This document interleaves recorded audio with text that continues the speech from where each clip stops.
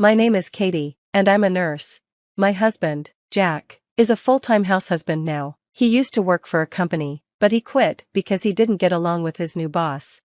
When Jack told me he quit, I was angry because he didn't talk to me about it first, but I tried to think positively and figured it was better that he quit before he got too stressed. Even though Jack isn't working now, I have a steady job as a nurse, and the house we live in was given to me by my mom, who passed away a few years ago, so we don't have to pay rent and are doing fine financially.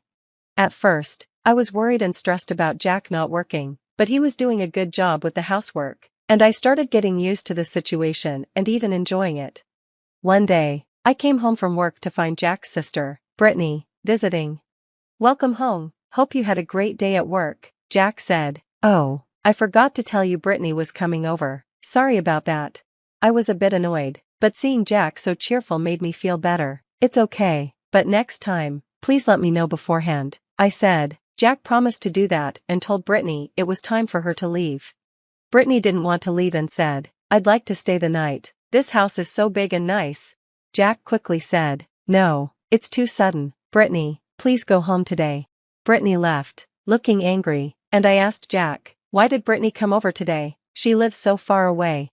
Brittany had recently gotten a divorce and didn't have a place to stay, so she was living with our parents, but their apartment was small, and they were pressuring her to find a job and contribute money, so she wasn't feeling welcome. I felt bad for her. Jack explained, "I'm sorry, I didn't want to be alone. I let Brittany in because I needed someone to talk to." I was upset with Jack, but I understood he needed support. "Okay, but next time, call me first and make sure she leaves before I get home," I said. 2 days later, Jack texted me while I was at work, "Brittany wants to come over again. I'll make sure she leaves before 9 p.m., like you asked." I didn't want Brittany over again so soon, but Jack seemed happy, so I agreed, "Fine, but make sure she leaves on time." When I came home, Brittany was still there. "Why is she still here?" I asked. Jack immediately apologized. "I'm sorry, I got carried away talking to her. She'll leave now." Brittany packed up, looking annoyed, and left. I didn't like her attitude and said, "She's acting like this is her house, doesn't she have any manners?" Jack defended her, "She came all this way just to talk to me." I thought they could have met somewhere else, but I was too tired to argue. "Sorry, I'm just tired, I'm going to bed now." Jack seemed like he wanted to say more, but I was already heading to bed. The next day, I had the day off and was relaxing at home when Jack said, "I'm sorry about yesterday. After thinking it over, I realized I was wrong. I wanted you and Brittany to get along, but the timing was off." I realized I hadn't had much time to talk to Jack lately, and I understood how much he wanted us to get along. I said, "I see, I've been so busy, I haven't made time for us. I said too much yesterday, I'm sorry." Jack was happy we could talk it out. He smiled and said, "Okay, I'll make your favorite, meatball pasta, it's coming right up."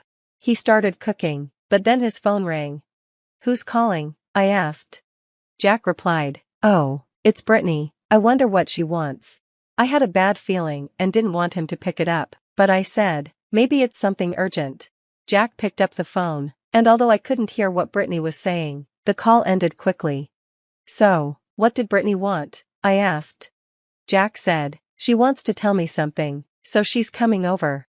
I didn't understand why I had to see her on my day off, and I felt annoyed, but since she was already on her way, I didn't say anything. Jack happily said, "I'll make pasta for Brittany too," and kept cooking. He didn't notice that I was upset, and I couldn't understand why he didn't tell her no, but I decided this might be my chance to talk to her myself. About 10 minutes later, the doorbell rang. Since Brittany lived far away, I didn't expect her to show up so soon, but when I opened the door, it was Brittany. She had big luggage with her, and I instantly felt uneasy, but I let her in. Jack was still cooking, so I asked Brittany, "What happened?" She looked like she had been crying and said, "I got kicked out of my parents' place. They said I can't stay with them because I'm not working. They're horrible, right?" My bad feeling was getting worse as I listened to her. Jack overheard and said, "That's awful. Family is supposed to help each other. They're terrible parents." I was really upset by what Jack said, but since it wasn't my place to say anything, I kept quiet and listened. Brittany said, "I have nowhere to go, so I need to stay here." I really didn't want Brittany to stay with us, and I was about to say something, but before I could, Jack said. Well, if that's the case, she'll have to stay here. We have a spare room, so she can stay with us from today.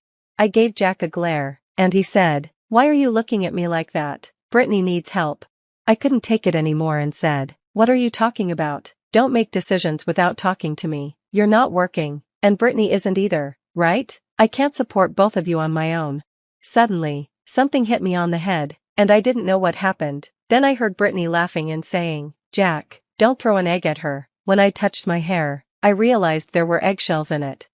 Jack said, It's your fault, Mary, you need to be nicer to Brittany. Then he added, If you keep acting like this, we'll get divorced, and if we do, you'll have to leave the house, you know?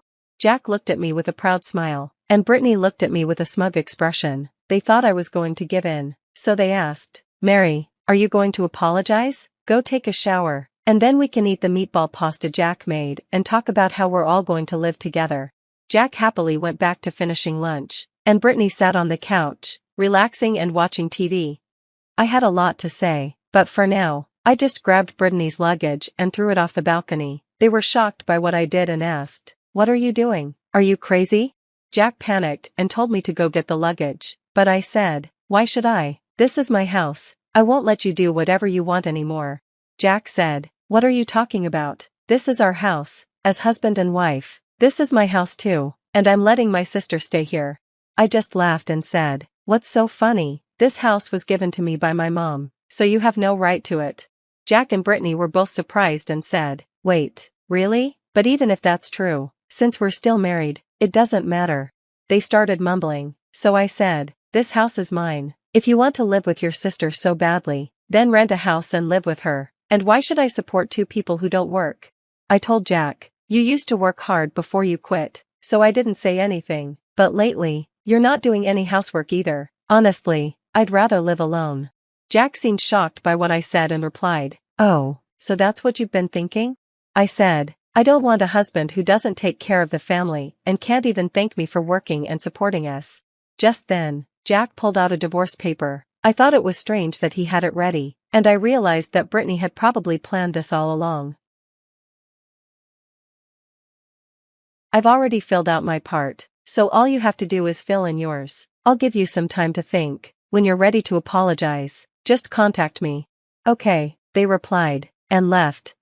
I quickly took a shower, signed the divorce papers, and went to submit them. I figured my husband only showed me the divorce papers to scare me, even though it was Brittany's idea. Jack went through with it, and I didn't want a husband who would do that to me. A few days later, Jack called and asked, Are you ready to apologize? I was so angry and didn't want to waste time on this. Shouldn't you be the one calling me first? I replied. Jack sounded like he was looking down on me, so I said, What do you mean? Why am I calling you? Why should I contact you? A stranger to me now? He didn't seem to understand the situation, so I decided to be clear. I've already submitted the divorce papers, and it's finalized, so now we're strangers. Oh, and I sold the house. Even if you want to come back, it doesn't matter. I also quit my job and am starting fresh somewhere else. And by the way, I sent all your stuff to your parents' house. It should be arriving soon. I'm not sure, though, because their place is so small. Will everything fit? Jack seemed confused and angry on the phone. I could hear him arguing with someone. Anyway, you were the one who wanted a divorce, right? I have nothing more to say to you. I'm blocking you now. Goodbye. Jack yelled something, but I hung up and blocked his number.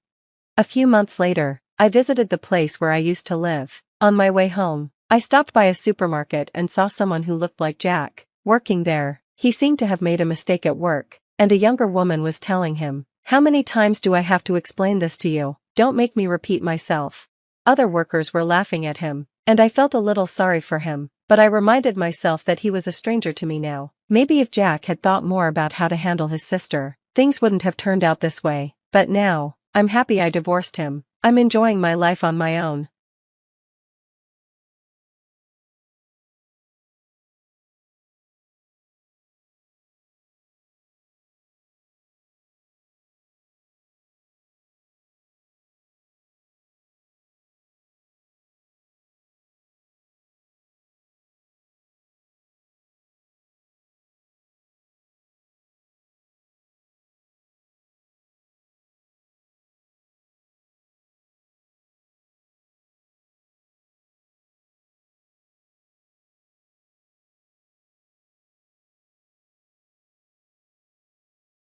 I never thought my life would turn into one of those dramatic stories you hear about, but never expect to happen to you. Yet there I was, standing in front of my own house with an eviction notice flapping against the door like a cruel flag. My name is Lyndon and I teach high school English. I spent my days grading essays and trying to inspire teenagers to love Shakespeare. But that day, my mind was far from sonnets and soliloquies. I remember the moment vividly. The sun was setting, casting an orange glow over the neighborhood. I'd just finished a long day at school, and all I wanted was to kick off my shoes and relax. Instead, I found myself frozen on the doorstep, staring at those harsh words. Eviction. I could feel my heart pounding in my chest, a mix of disbelief and anger bubbling up inside me. I yanked the notice off the door and stormed inside, my mind racing. Graham, my husband, was supposed to be handling the bills. We'd agreed on that. He worked from home as a freelance graphic designer, which meant he had more time to manage things like this. But clearly something had gone terribly wrong. "Graham!" I called out, my voice echoing through the house. There was no immediate response, just the distant hum of his computer. I found him in his office, headphones on, completely oblivious to the storm brewing just outside his door. When he finally noticed me, he looked up with that charming smile that used to melt my heart. Now it only fueled my frustration. "Hey, Lyndon. How was your day?" I tossed the eviction notice onto his desk, watching as his smile faded into confusion and then something else. Fear, maybe? "What is this, Graham?" He picked up the paper, his eyes scanning the words. I could see the color drain from his face. I can explain." "Please do," I said, crossing my arms. My voice was steady, but inside I was anything but. I wanted to understand, but I also wanted to scream. Graham sighed, running a hand through his hair. "Work's been slow. I thought I could catch up before it got this far. I didn't want to worry you." I shook my head, disbelief washing over me. "Not worry me? Graham, this is our home. How could you keep this from me?" He looked down, unable to meet my eyes. I thought I could fix it. I wanted to believe him. I really did. But this wasn't the first time he'd hidden things from me. Little things like forgetting to pay a bill or missing a deadline. But this was our life, our stability, and he'd let it slip through his fingers. "Why didn't you tell me?" I asked, my voice softer now, tinged with hurt. "I was afraid," he admitted, finally looking up. "Afraid of what you'd think. Afraid of failing." His words hung in the air, heavy and suffocating. I felt a mix of emotions, betrayal, anger, and a deep sadness. This wasn't just about money. It was about trust, the foundation of our marriage. And right now, that foundation felt like it was crumbling beneath my feet. "I need some air," I said, turning away before the tears could fall. I grabbed my coat and stepped outside, the cool evening air a stark contrast to the heat of the moment. Standing on the porch, I tried to gather my thoughts. How had we ended up here? I thought about the early days of our relationship, the promises we'd made. We were supposed to be a team, but somewhere along the way, things had changed. I heard the door open behind me, Graham stepping out. He didn't say anything at first, just stood there, his presence a silent plea for understanding. "Lyndon, I'm sorry," he finally said, his voice barely above a whisper. "I'll fix this. I promise." I nodded, not trusting myself to speak. I wanted to believe him, but the seeds of doubt had been planted. Could I trust him to keep this promise? Or was it time to take matters into my own hands? As the sun dipped below the horizon, I knew one thing for certain. This was just the beginning. And whatever lay ahead, I would face it head-on. I had to, for my sake and the sake of our future. But as I turned back to Graham, a question lingered in my mind, one I couldn't shake. Was this the end of us, or just the start of something new? The next morning felt like waking up in a fog. My mind was still tangled in the mess of the previous night, but there was no time to dwell on it. I had a classroom full of teenagers waiting for me, and they deserved my full attention. As I stepped into my car, I could feel the weight of the eviction notice in my bag, a constant reminder of the chaos brewing at home. At school, I tried to focus on my lesson plan, but the words on the page blurred together. I was halfway through explaining the symbolism in The Great Gatsby, when I caught myself trailing off. My students stared at me, their eyes wide with confusion. I forced a smile, trying to shake off the distraction. "Sorry, guys. Long night," I said, hoping to brush it off. Alara, my best friend and the school's social worker, noticed my frazzled state during lunch. She slid into the seat across from me, her eyes filled with concern. "Lyndon, you look like you haven't slept in days. What's going on?" I hesitated, the words stuck in my throat. But Alara had a way of seeing through my defenses. I sighed, finally letting the truth spill out. Graham's been hiding things from me. We might lose the house. Her expression shifted from concern to disbelief. What? How could he let it get that bad? I shrugged, feeling the frustration bubble up again. He thought he could fix it without telling me. Now we're in this mess, and I don't know what to do. Alara reached across the table, giving my hand a reassuring squeeze. You need to take control, Lyndon. You can't let him keep you in the dark like this. Her words struck a chord. I nodded, knowing she was right. But it was easier said than done. Part of me wanted to believe in Graham, to give him the benefit of the doubt. But another part of me was screaming for action, for change. The rest of the day passed in a blur. I was on autopilot, going through the motions while my mind raced with possibilities. As the final bell rang, I made a decision. I needed to take on extra tutoring sessions. It was the only way to make sure we didn't end up on the street. After school, I approached Jonas, the principal, to discuss the additional work. He listened intently, nodding as I explained my situation without delving into the personal details. I admire your dedication, Lyndon, he said. But make sure you're not taking on too much. You have to take care of yourself too. I appreciated his concern, but I knew this was something I had to do. Thank you, Jonas. I'll be careful. As I left his office, I felt a small sense of relief. It wasn't a complete solution, but it was a start. I was taking control, just like Alara had urged. That evening, as I prepared dinner, Graham hovered nearby, his presence a constant reminder of our unresolved issues. I could feel his eyes on me, but neither of us spoke. The silence was heavy, filled with unspoken words and unaddressed fears. Finally, he broke the silence. Lyndon, about last night. I paused, setting down the knife. Graham, we need to sort this out. I can't keep living in uncertainty. He nodded, looking more vulnerable than I'd ever seen him. I know. I messed up and I'm sorry. I didn't want to disappoint you. His admission tugged at my heart, but I couldn't let it sway me. We're in this together, Graham. You have to let me in or this won't work. He nodded again, a silent promise hanging in the air. But I needed more than promises. I needed action. Later, as I lay in bed, I couldn't shake the feeling that there was more to this than Graham was letting on. Something deeper, something he wasn't telling me.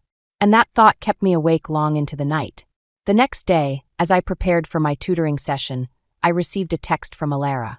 It was a simple message, but it carried a weight of its own. You're stronger than you think. I'm here if you need anything. Her words bolstered me, a reminder that I wasn't alone in this fight.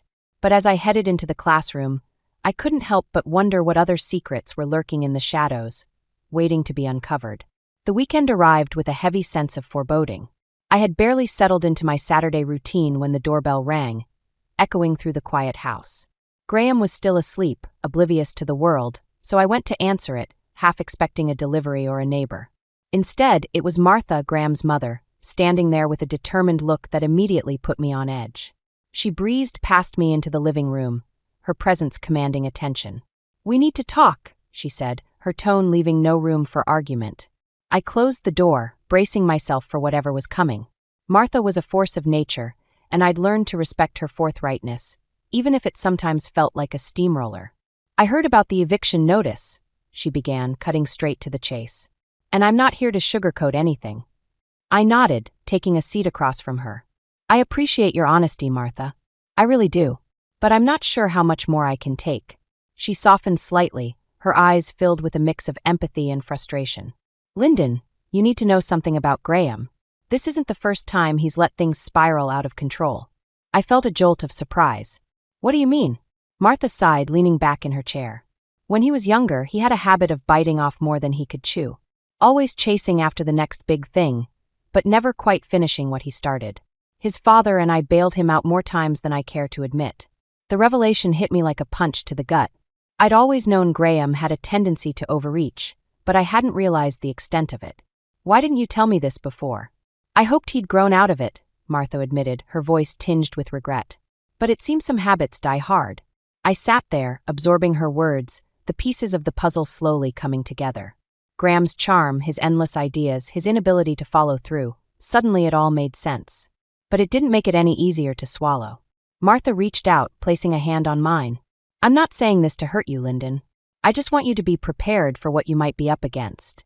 I nodded, grateful for her candor, even as it left me reeling. Thank you, Martha. I needed to hear this.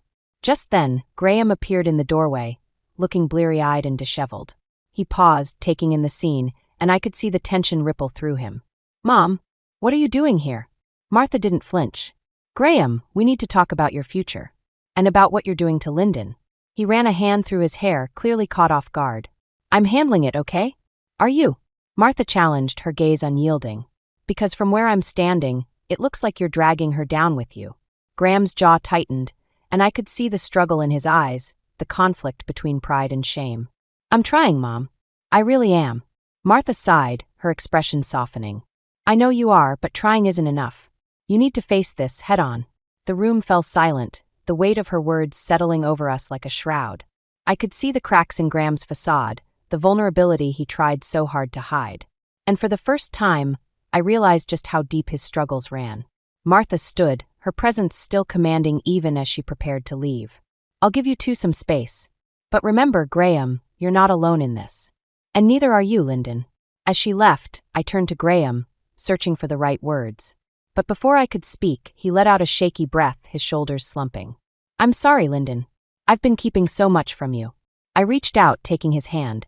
"We need to face this together, Graham. I can't do it alone." He nodded, a flicker of determination in his eyes. "I'll do better. I promise." But even as he said it, I couldn't shake the feeling that there was more to uncover, more secrets lurking beneath the surface. And as I watched him retreat into the kitchen, a new resolve took hold. I would get to the bottom of this for both our sakes. The next day, as I prepared for my tutoring session, I received a call from an unknown number. Hesitant, I answered it, only to be met with a voice I didn't recognize. "Is this Lyndon Hawthorne?" "Yes, who's calling?" "This is about Graham Winslow. We need to talk." The line went dead, leaving me with a chilling sense of foreboding. I had no idea who it was or what they wanted, but I knew one thing. The past was catching up to us, and it wasn't going to wait. The call from the unknown number lingered in my mind like a shadow. I tried to push it aside, focusing on my tutoring session, but the nagging feeling that something was about to unravel wouldn't leave me.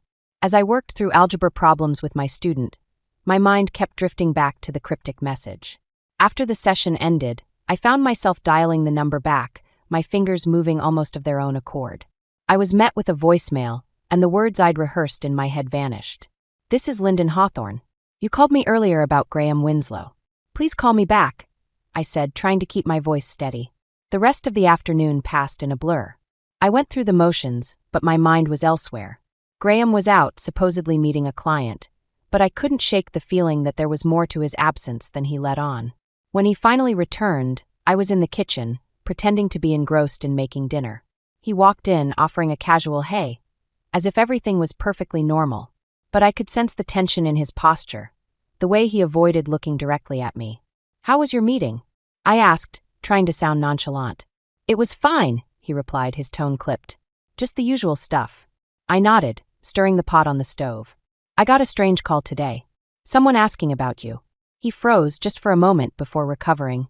"Oh, what did they say?" "Not much. Just that they needed to talk about you." I watched him carefully, noting the slight twitch in his jaw.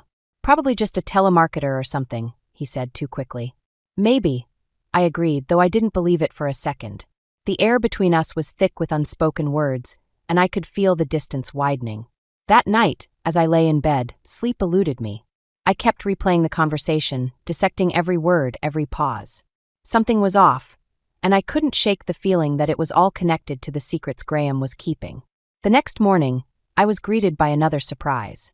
As I checked our bank account, my heart sank. A significant sum had been withdrawn, and I had no idea where it had gone. My mind raced, a mix of disbelief and betrayal surging through me. I confronted Graham as soon as he walked into the room, my patience worn thin. "Graham, there's money missing from our account. Do you know anything about it?" He hesitated, and that was all the confirmation I needed. "Lyndon, I can explain." "Please do," I said, crossing my arms, trying to keep my voice steady. He sighed, running a hand through his hair. "I needed it for a project. It's important, and I was going to tell you." "A project?" I echoed, incredulous. "Graham, we're on the brink of losing our home, and you're siphoning money for a project?" He looked away, shame etched across his features. "It's not just any project. It's something that could change everything for us." I shook my head, the anger and hurt colliding within me. You keep saying that, but all I see is you digging us deeper into this mess. He reached out, but I pulled back, the distance between us now a chasm. Lyndon, I'm doing this for us. Are you? I challenged, my voice rising. Because it feels like you're doing it for yourself. The words hung in the air, heavy and undeniable. I turned away, unable to look at him, the weight of his betrayal pressing down on me. Later, as I sat in my classroom, trying to find solace in the familiar chaos of school life, I received a text. It was from the unknown number. Meet me at the cafe on Main Street. It's important. I hesitated, the rational part of me screaming to ignore it. But curiosity and desperation won out. I needed answers, and this might be my only chance to get them. The cafe was bustling, but I spotted the person immediately. A woman in her late 20s, her expression a mix of determination and anxiety. She waved me over, and I approached cautiously. Lyndon, thank you for coming, she said, her voice low. I'm sorry for the secrecy, but this is about Graham. What's going on? I asked, my heart pounding. She took a deep breath. I'm his business partner. Or at least I was. We've been working on a project, but things have gone south. He's in over his head. The revelation hit me like a tidal wave. I sat back, trying to process her words. What do you mean?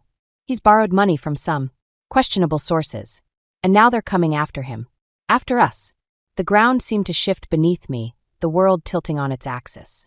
I'd thought I knew the extent of Graham's troubles, but this was a new level of chaos. And I was caught in the middle of it, the stakes higher than ever before. The cafe meeting had left me reeling, my mind spinning with possibilities and fears.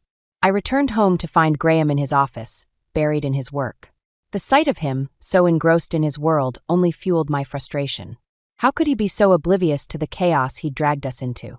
I paced the living room, trying to calm the storm inside me. But the more I thought about it, the angrier I became. Finally, I couldn't hold it in any longer. I marched into his office, my footsteps heavy with determination. Graham, we need to talk, I said, my voice steady despite the turmoil inside. He looked up, surprise flickering across his face. What's wrong? What's wrong? I echoed, incredulous.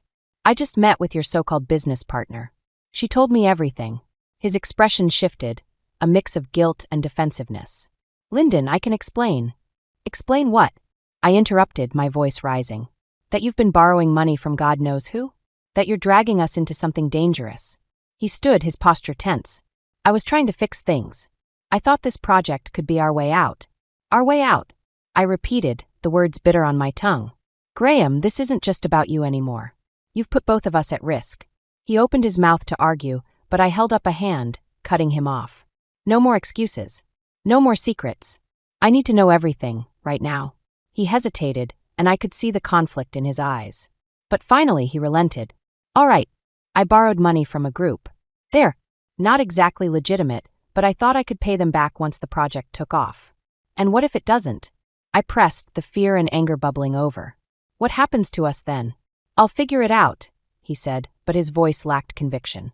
I shook my head, the weight of his words pressing down on me. Graham, this isn't just about you anymore. I can't keep living like this, waiting for the next disaster. He reached out, desperation in his eyes. Lyndon, please. I'm doing this for us.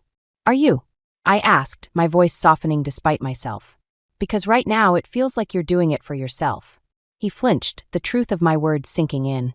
But before he could respond, the doorbell rang, cutting through the tension like a knife. I went to answer it, my heart pounding. Standing on the doorstep was a man I didn't recognize, his expression unreadable. Lyndon Hawthorne? Yes, I replied, wary. He handed me an envelope, his gaze lingering on me for a moment before he turned and walked away. I closed the door, staring at the envelope in my hands, a sense of dread settling over me. Graham appeared beside me, his curiosity piqued. What is it?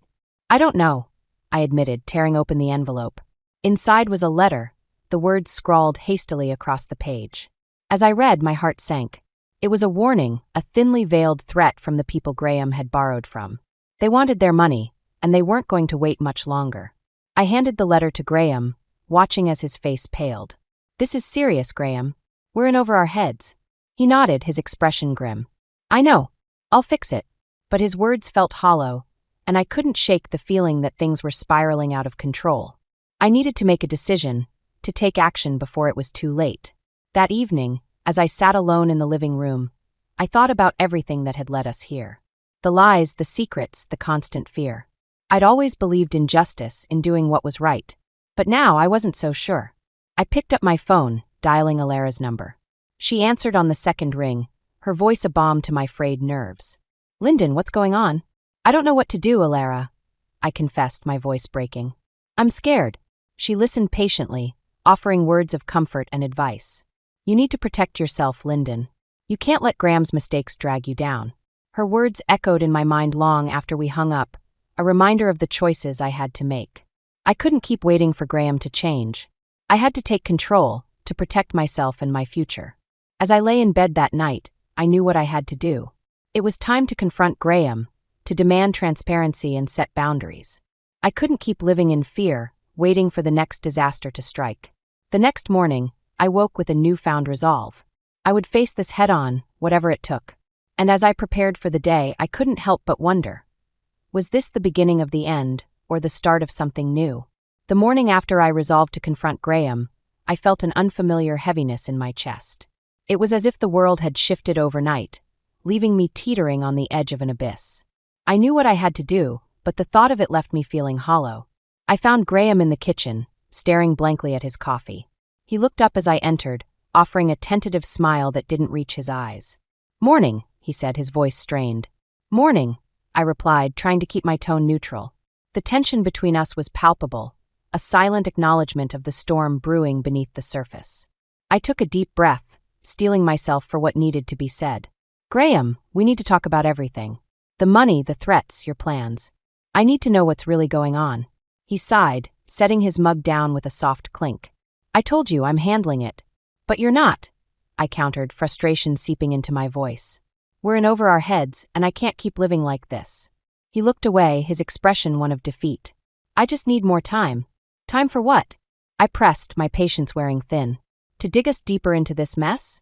He flinched, the truth of my words cutting through his defenses. "I thought I could fix it before it got this bad." "But it is this bad, Graham," I said, my voice softening despite myself.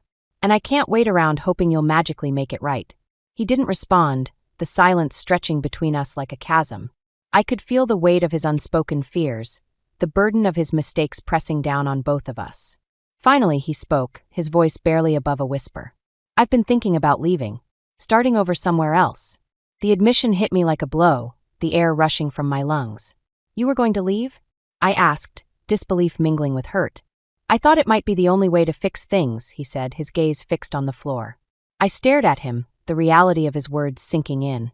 He was willing to abandon everything, to run away from the problems he'd created.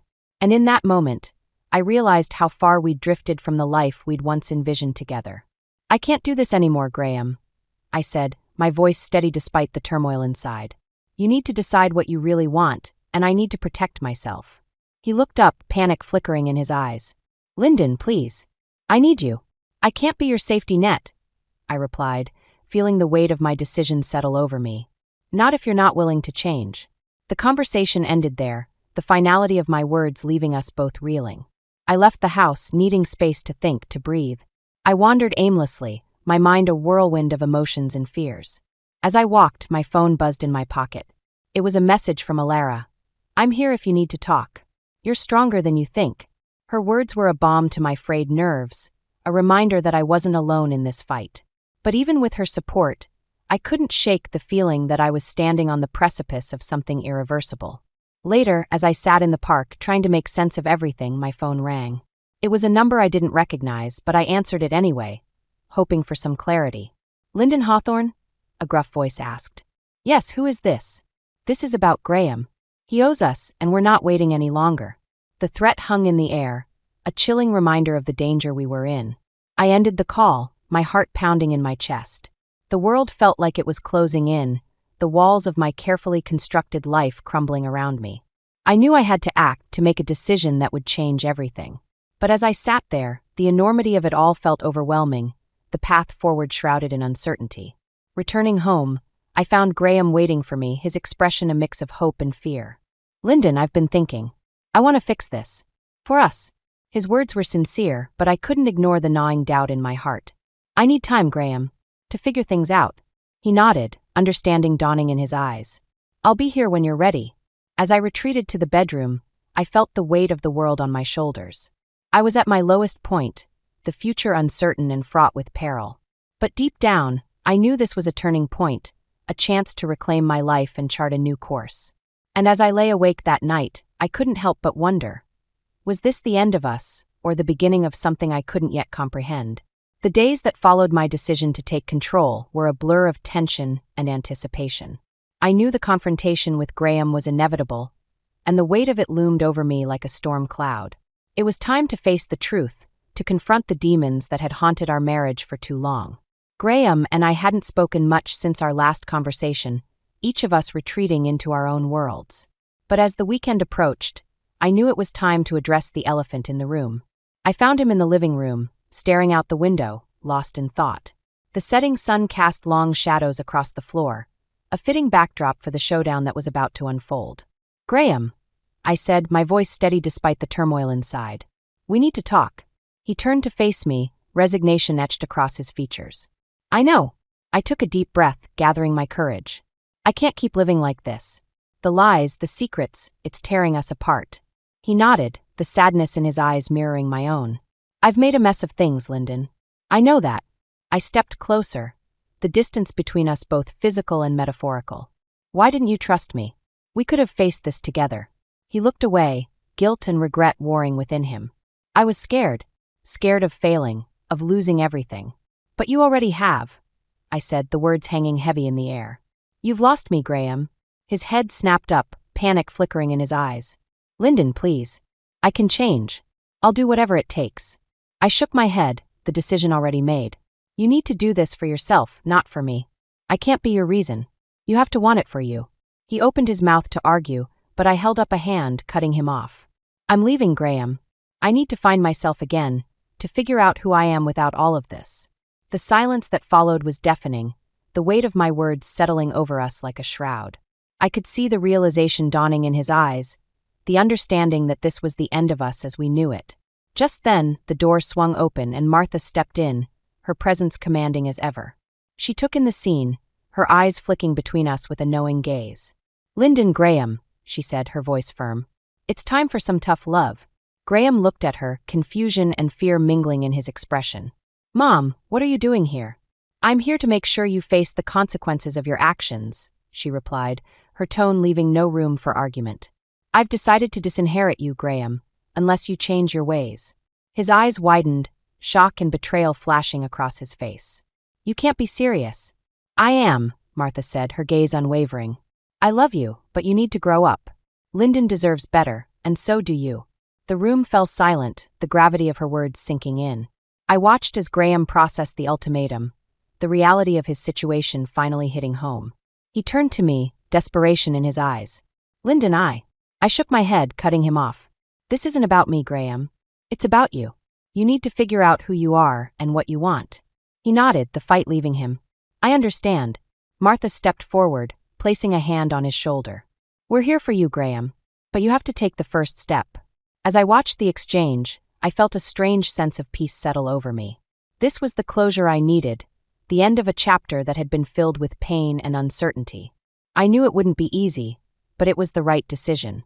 I turned to leave, pausing at the door to look back at Graham one last time. "Take care of yourself, Graham." He nodded, tears glistening in his eyes. "You too, Lyndon." And with that, I stepped out into the cool evening air, the weight of the past finally lifting from my shoulders. I didn't know what the future held, but for the first time in a long time, I felt free. As I walked away, I couldn't help but reflect on the journey that had brought me here. The themes of justice and revenge had been tested, but in the end, it was about finding peace within myself. And that, I realized, was the greatest victory of all. Moving into my new apartment felt like stepping into a new chapter of my life. The space was small but filled with light, a stark contrast to the shadows I'd left behind. I spent the first few days unpacking and arranging things just the way I liked, each box emptied feeling like a weight lifting from my shoulders.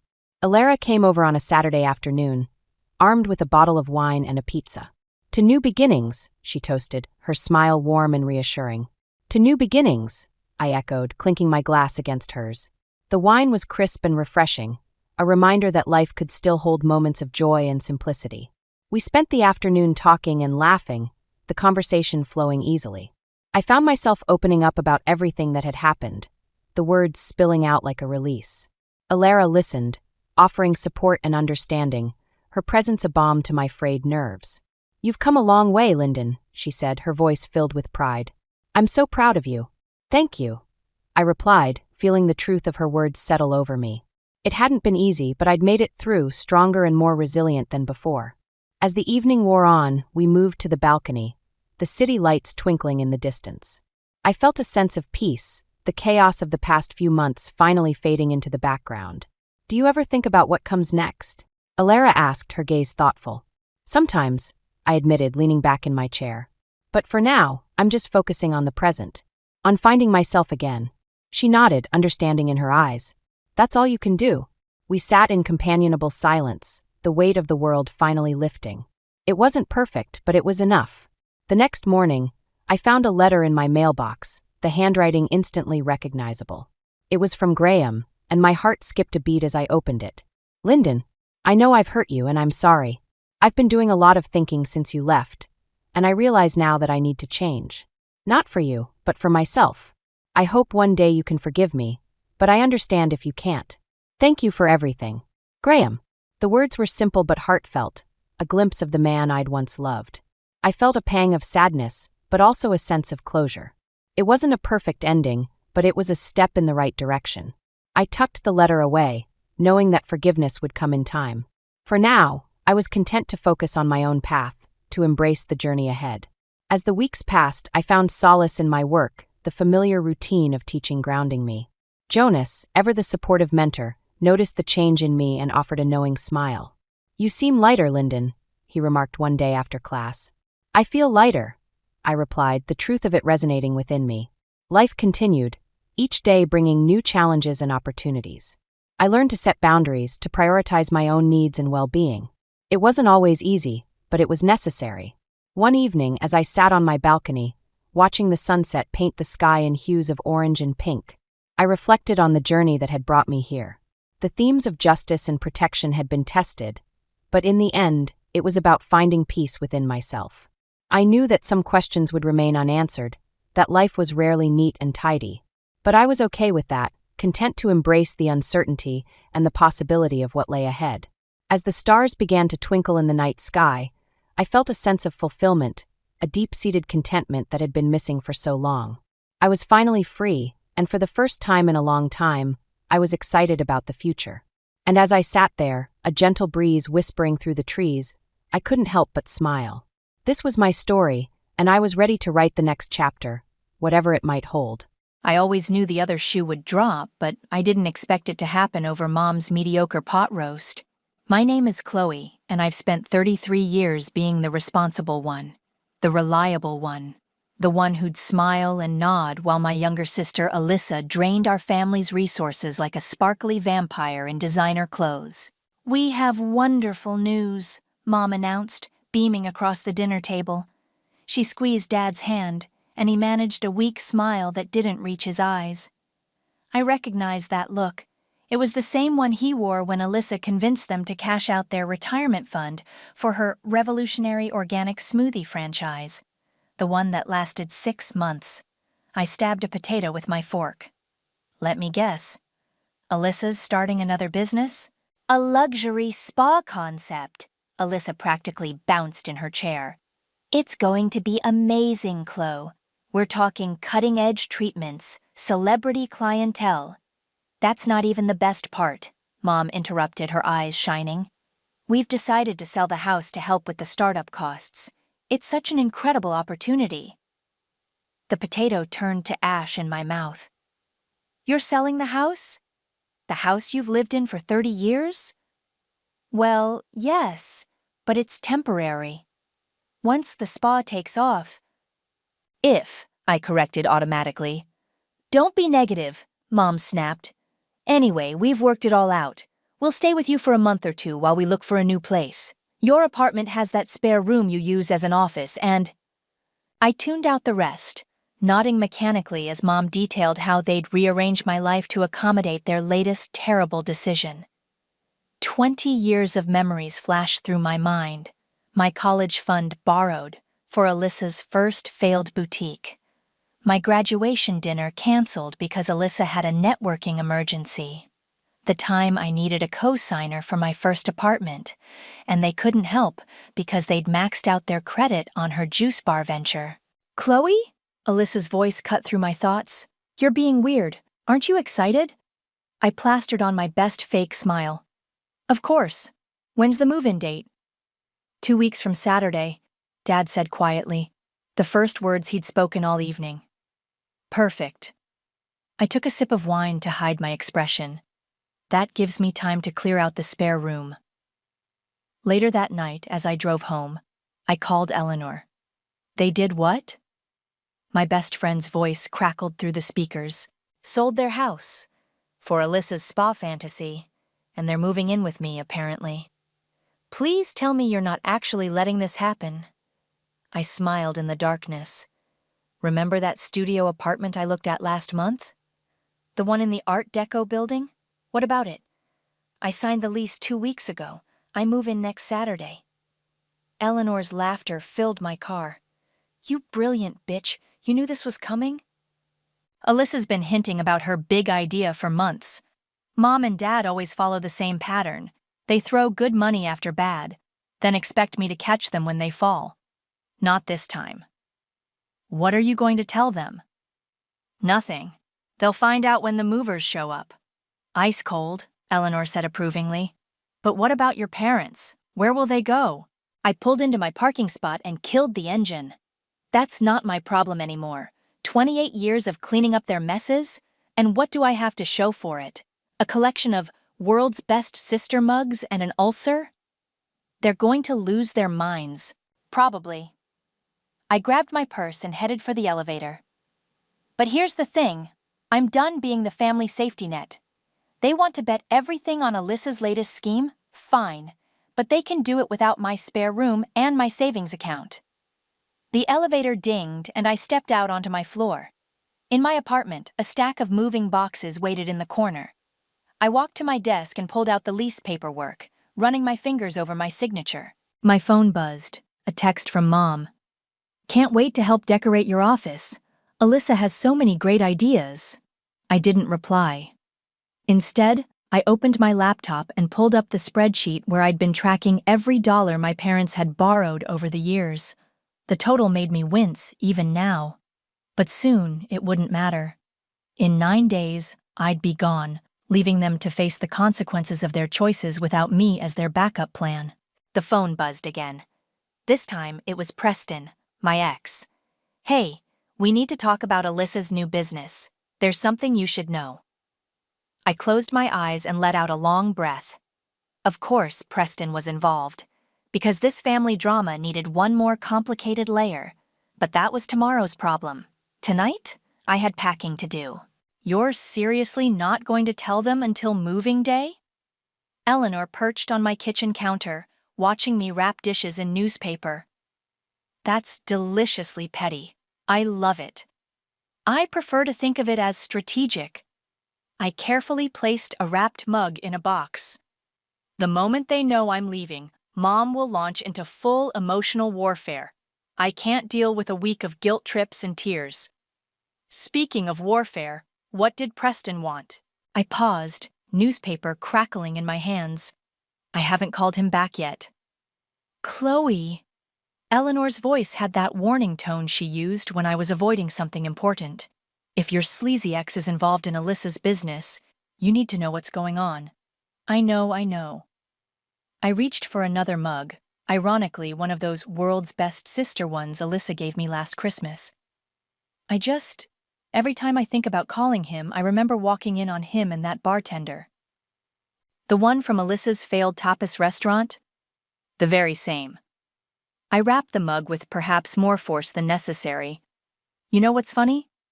When I caught them, he actually tried to blame me, said I was too focused on work and never spontaneous enough. Translation: you had a real job and wouldn't fund his wannabe DJ career. My phone buzzed on the counter. Mom again. Honey, Alyssa and I are thinking of painting the spare room sage green. It'll be so zen. Eleanor read the text over my shoulder and snorted. The audacity. They're redecorating your apartment before they even move in. Classic Mom and Alyssa. I started filling another box. Remember my college graduation party? The one that turned into Alyssa's engagement party? Even though everyone knew that guy was a con artist, Dad tried to warn them, but I trailed off, remembering how quickly Mom had shut down his concerns. That's when I first realized the pattern. It wasn't just about favoring Alyssa, it was about enabling her, and Dad just gave up trying to stop it. My phone rang. Preston's name flashed on the screen. Eleanor raised an eyebrow. Moment of truth. I answered on speaker. What do you want, Preston? Chloe, thank God. His voice had that fake, casual tone I remembered too well. Listen, about Alyssa's spa business. Let me guess, you're involved somehow? I may have helped her secure some investors. Eleanor made a disgusted face. I shared the sentiment. And now you're having second thoughts? I prompted. Look, I know how this sounds, but… He lowered his voice. The numbers don't add up. The business plan she showed your parents? It's different from the one she showed the other investors. I sat down hard on my couch. Different how? I can't say more over the phone. Can we meet? No. The word came out sharp and final. Whatever's going on with Alyssa's business, I'm not getting involved. Your parents invested everything they have. And that was their choice. I could feel Eleanor's approving nod without looking at her. If you're worried about fraud, call the authorities. I'm done cleaning up Alyssa's messes. I hung up before he could respond. Eleanor hopped off the counter. Okay, that was intense. What are you thinking? I'm thinking. I walked to my window, looking out at the city lights. I'm thinking that for the first time in my life, I'm going to let things fall apart without trying to fix them. Good. Eleanor started packing again, her movements precise and determined. Let them deal with their own chaos for once. My phone buzzed with another text. Alyssa this time. OMG sis, wait till you see my vision board for the office. P.S. Can I borrow your printer? Need to run off some investor packets. I showed Eleanor the message. You know what the worst part is? Deep down, I still love them. Even knowing how they've treated me. Even knowing what's probably coming. Some part of me still wants to protect them. That's because you're a good person, Eleanor said firmly. But being good doesn't mean being a doormat.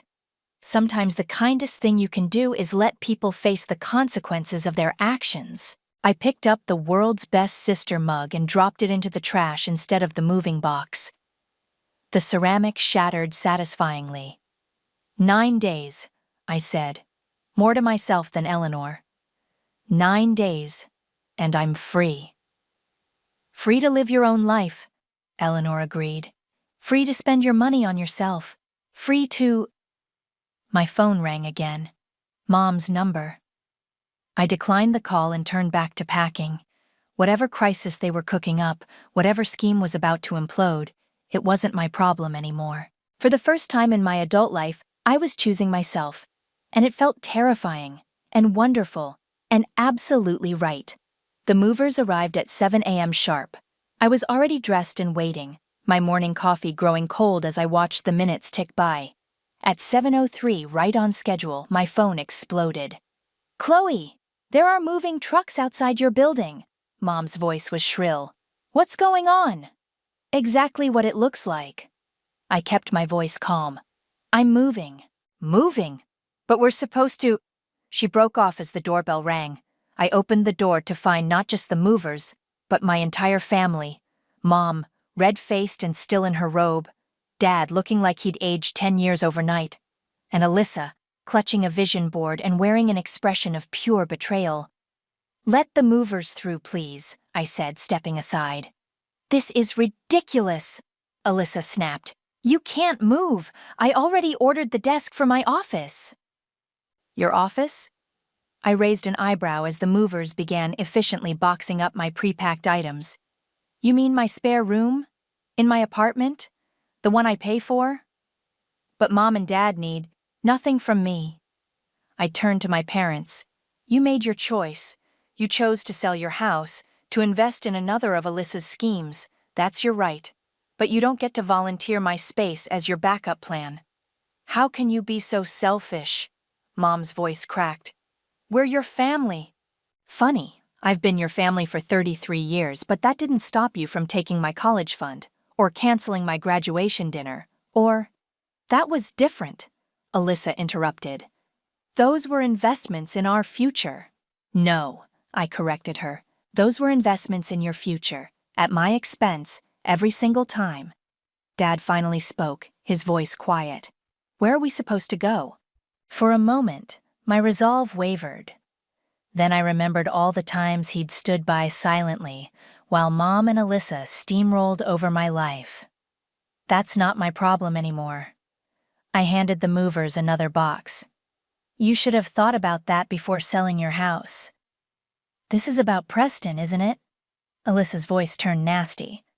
You're just jealous because he's helping with my business now. I laughed, and the sound surprised even me. Trust me, Preston is the least of my concerns, though you might want to ask him about those different versions of your business plan. Alyssa's face went white. What different versions? Dad asked sharply. Ask your golden child. I checked my watch. Now, if you'll excuse me, I need to supervise the move.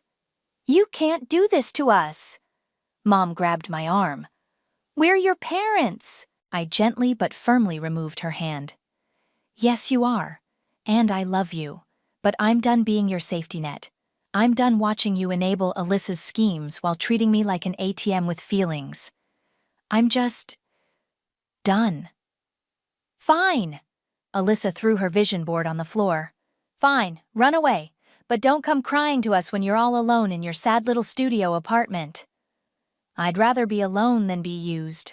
The movers worked around us, professional and discreet as my family drama unfolded.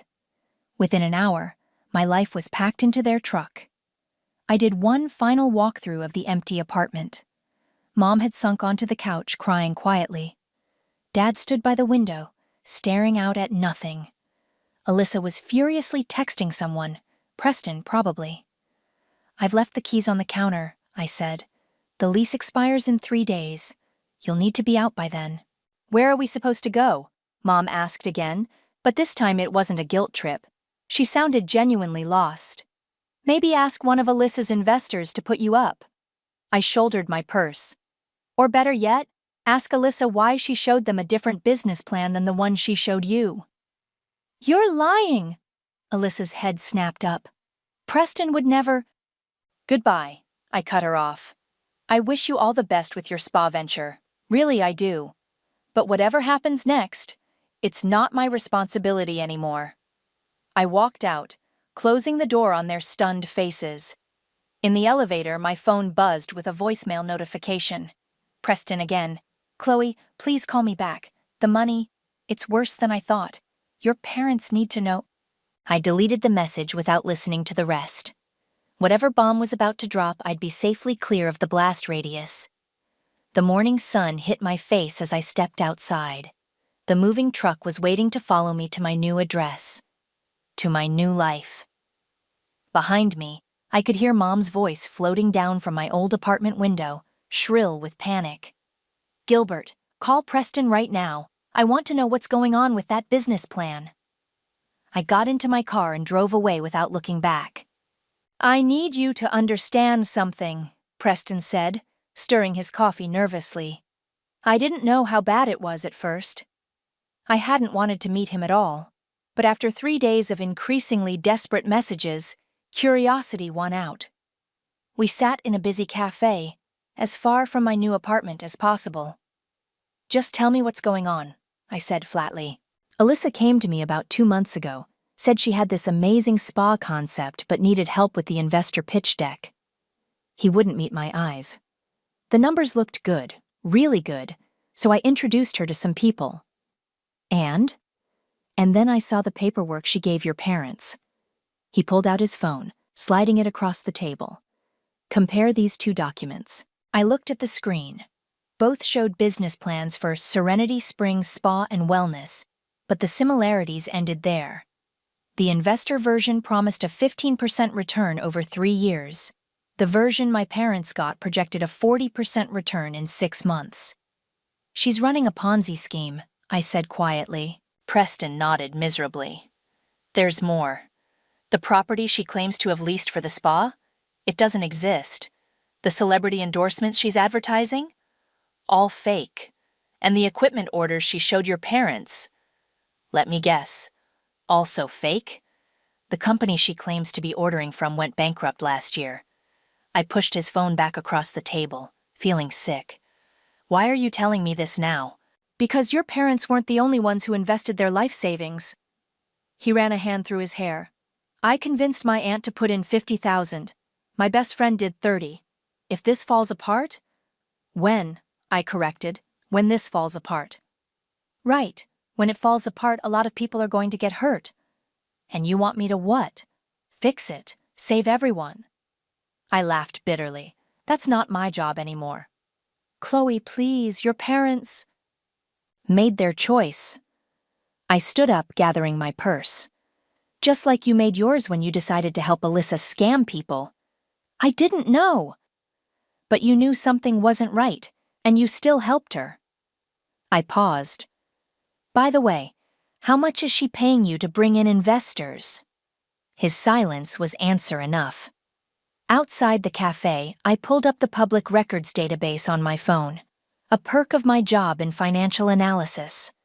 20 minutes of searching confirmed everything Preston said, and worse. My phone buzzed with a text from Eleanor. You need to see this. She'd sent a link to a local business news website. The headline made my stomach drop. Local investor sues wellness startup for fraud. I clicked through. The investor, Vince Dixon, had put money into one of Alyssa's previous ventures, the organic smoothie franchise. He was alleging a pattern of fraudulent behavior and seeking to freeze her assets. My phone rang. Mom, have you seen the news? She demanded without preamble. This man is trying to destroy your sister's business. You mean he's exposing her fraud? How dare you, after everything we've done for you? Everything you've done for me? My voice rose, drawing looks from passing pedestrians. You mean like taking my college fund, or expecting me to house you after you gave away your home for another scam? It's not a scam. Alyssa showed us the paperwork. Which version? I cut in. The one promising 40% returns in 6 months, or the one she showed other investors promising 15% over 3 years? Silence. Mom? My voice softened despite myself. Did you even read the documents before you signed them? Your father handled that part. Call Preston, I said. Ask him about the equipment orders. Ask him about the property lease. Ask him. She hung up. I stared at my phone, then opened my banking app. My parents' retirement fund, the money they'd pulled out for Alyssa's spa, would have hit her account by now. If I reported the fraud quickly enough, maybe some of it could be recovered. No, I said aloud, closing the app. Not my circus, not my monkeys. Another text from Eleanor. Holy shit, there's more. This Dixon guy is claiming she did the same thing in 3 other cities under different business names. I started walking, no particular destination in mind. 3 other cities, 3 other groups of investors. How long had Alyssa been doing this? My phone buzzed again, an unknown number. Is this Chloe? A man's voice asked when I answered. This is Vince Dixon. We need to talk about your sister. I stopped walking. I'm not involved in her businesses. No, but you might be the only honest person in your family, and I have information you need to hear. I thought about Preston's guilty face, about Mom's willful blindness, about all the times I'd watched Alyssa charm her way out of consequences. I'm listening, I said. Vince Dixon's office looked exactly like you'd expect for someone who'd lost $500,000 to my sister. Expensive, but sparse, like he'd had to sell most of the furniture. Your sister's real name isn't even Alyssa, he said, sliding a folder across his desk. Not legally anyway. She changed it 5 years ago. I opened the folder. Documents spilled out. Court records, business licenses, newspaper clippings, all showing different versions of my sister, under different names, running different scams. Jessica in Seattle, Marina in Portland, Sophia in San Diego. Vince ticked them off on his fingers. Always the same pattern, always targeting family money first, then outside investors. That's impossible, I said, but my voice wavered. She was living at home. We would have known. Really? Where was she during those business trips she took? Those entrepreneur conferences that lasted weeks? My phone buzzed. Mom again. Your father can't reach his investment advisor. Please call us back. I ignored it. Why are you showing me this? Because in every city the pattern ends the same way. She disappears with the money, leaving her family to deal with the fallout. He leaned forward. And I think she's about to do it again. Another buzz. This time, a text from an unknown number. Cease and desist notice. You are hereby ordered to stop making false statements about Serenity Springs Spa and Wellness. I showed Vince the message. Ah, he smiled grimly. Right on schedule. She's laying groundwork to discredit you before you can expose her. I wasn't planning to expose anything, I protested. I just wanted out. But you know too much now. Preston talked to you, didn't he? About the different business plans? I nodded. Check your email. I pulled out my phone. There it was, a message from Alyssa's lawyer threatening legal action for malicious interference with business relationships. She's trying to silence you, Vince said, which means you're close to something she doesn't want found. My phone rang again. Dad this time. The bank won't let us access our accounts, he said when I answered. His voice sounded old, defeated. Something about a fraud alert. Where are you staying? I asked, despite myself. Your mother's sister took us in, temporarily. He paused. Alyssa's not answering her phone. Of course she wasn't. Dad, I need you to listen carefully. Go to the police. Report the fraud. Do it now before— I can't do that to your sister. He sounded horrified. She made a few mistakes, but— A few mistakes? I exploded. Dad, she's done this before. In other cities, under other names. She's not just failing at business. She's deliberately scamming people. Silence. Then, how do you know this? I'm looking at the proof right now. Police reports, court documents. He hung up. Vince was watching me with something like pity. They won't believe you. They never do, until it's too late. So why tell me at all? Because sometimes the only way to stop someone like your sister is to let them fall. Completely. And you seem like the only one strong enough to let that happen. My phone buzzed with another text. Eleanor, your sister just posted on Instagram about expanding to 3 new locations. Comments are full of people asking how to invest. I looked back at the documents on Vince's desk, at all those other families, other investors, other lives my sister had ruined. What do you need from me? I asked. Just the truth. Your statement about what you've witnessed over the years, the pattern of behavior, the financial manipulation of your parents. They'll never forgive me.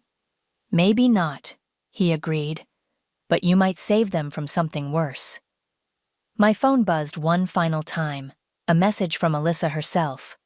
Back off, sis. You have no idea what you're dealing with. I stared at the threat, feeling something cold and certain settle in my chest. She was right. I hadn't known what I was dealing with. But now I did. Okay, I told Vince. Where do I sign? He pulled out a legal pad. Start from the beginning and don't leave anything out. I took a deep breath and began to write. The college fund, the graduation dinner, the constant loans that were never repaid, each small betrayal that I'd excused, each red flag I'd ignored. Outside Vince's window, storm clouds were gathering. Appropriate, I thought, for the hurricane that was about to hit my family. But this time, I wouldn't be there to help them weather it. This time, I'd be the one bringing the storm. The hotel lobby was exactly the kind of place Alyssa would choose. all gleaming marble and pretension.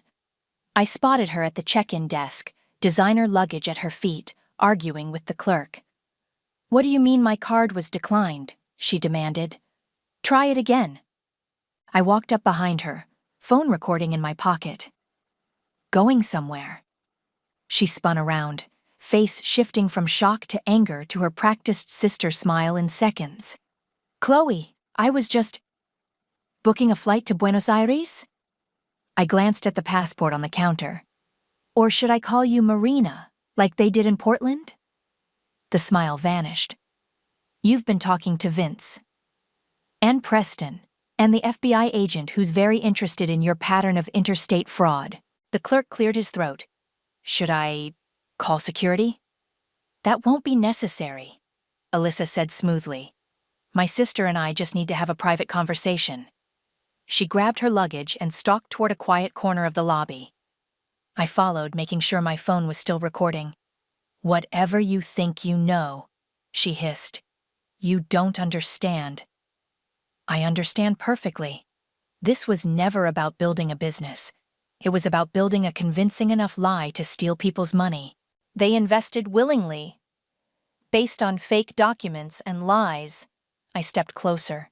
"Did you ever intend to open the spa? Or was that just another fiction, like the equipment orders and the celebrity endorsements?" Something shifted in her eyes, the mask slipping to reveal something colder underneath. "You want the truth?" She laughed, ugly and sharp. "Fine.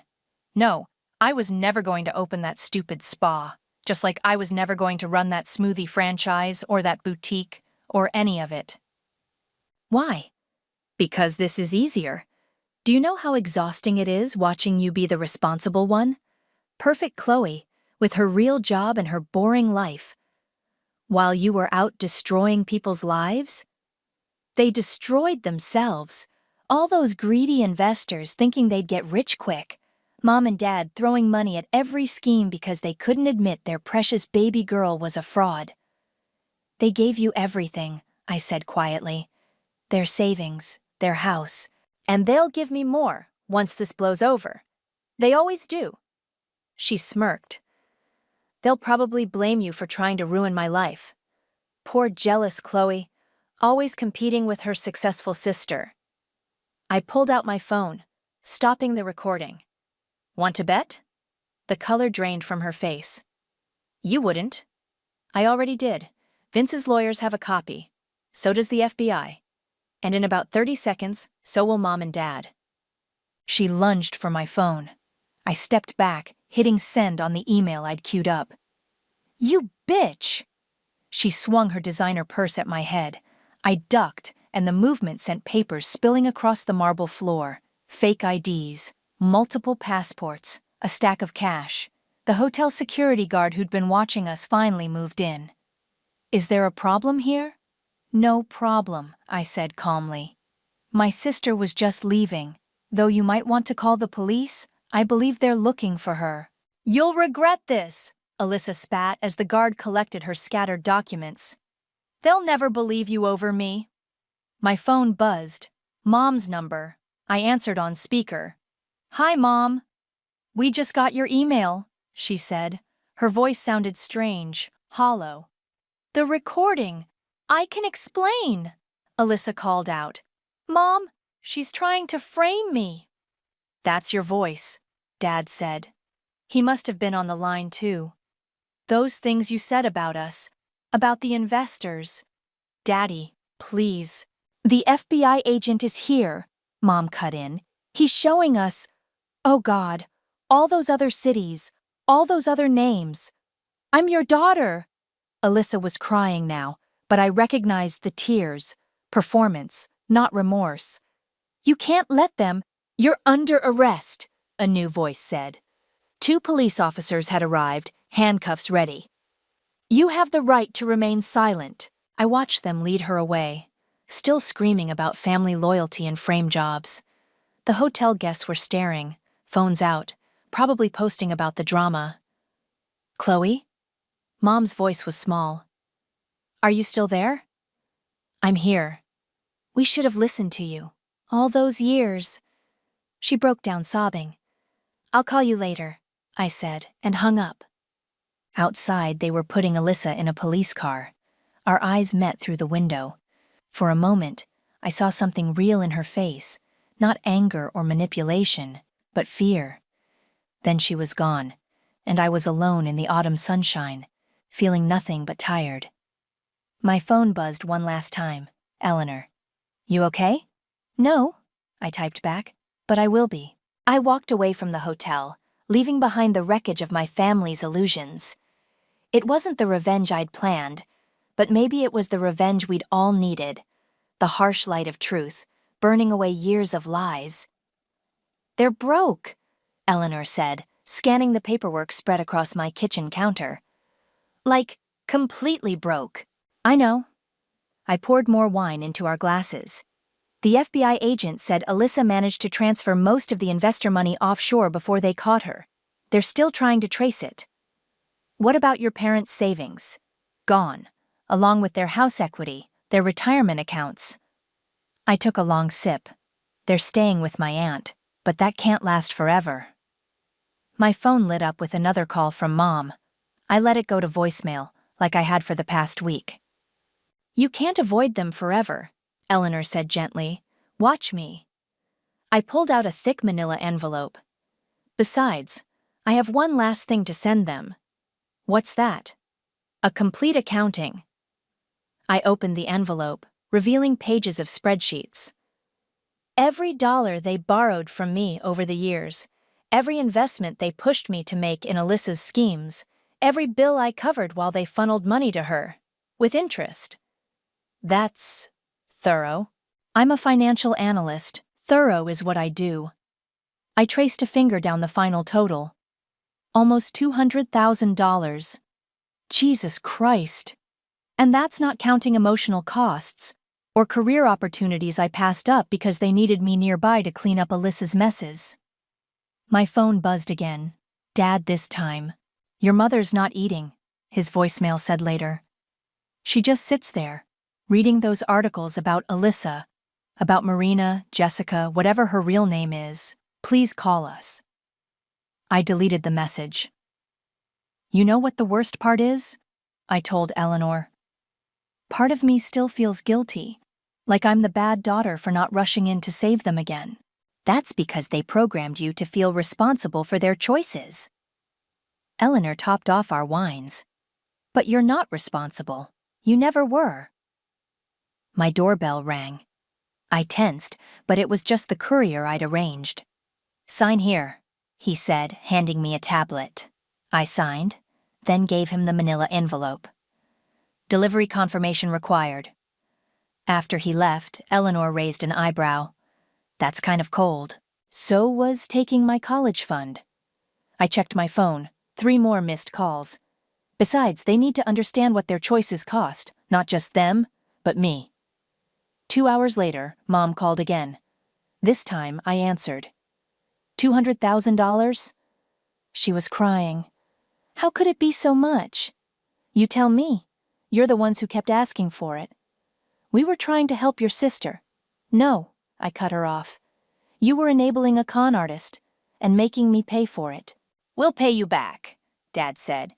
He must have been on speaker. "Somehow we'll—" "With what money? The money Alyssa stole? The house you sold?"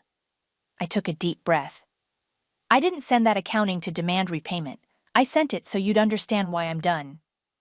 "Done?" Mom's voice cracked. "What do you mean, done?" "I mean, I'm not bailing you out this time. I'm not offering my spare room, or my savings, or my emotional energy.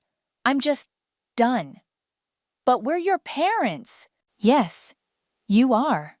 And I love you." I felt tears starting, but kept my voice steady. "But love isn't a blank check. It's not an excuse for what you did to me, or what you let Alyssa do to others." Silence.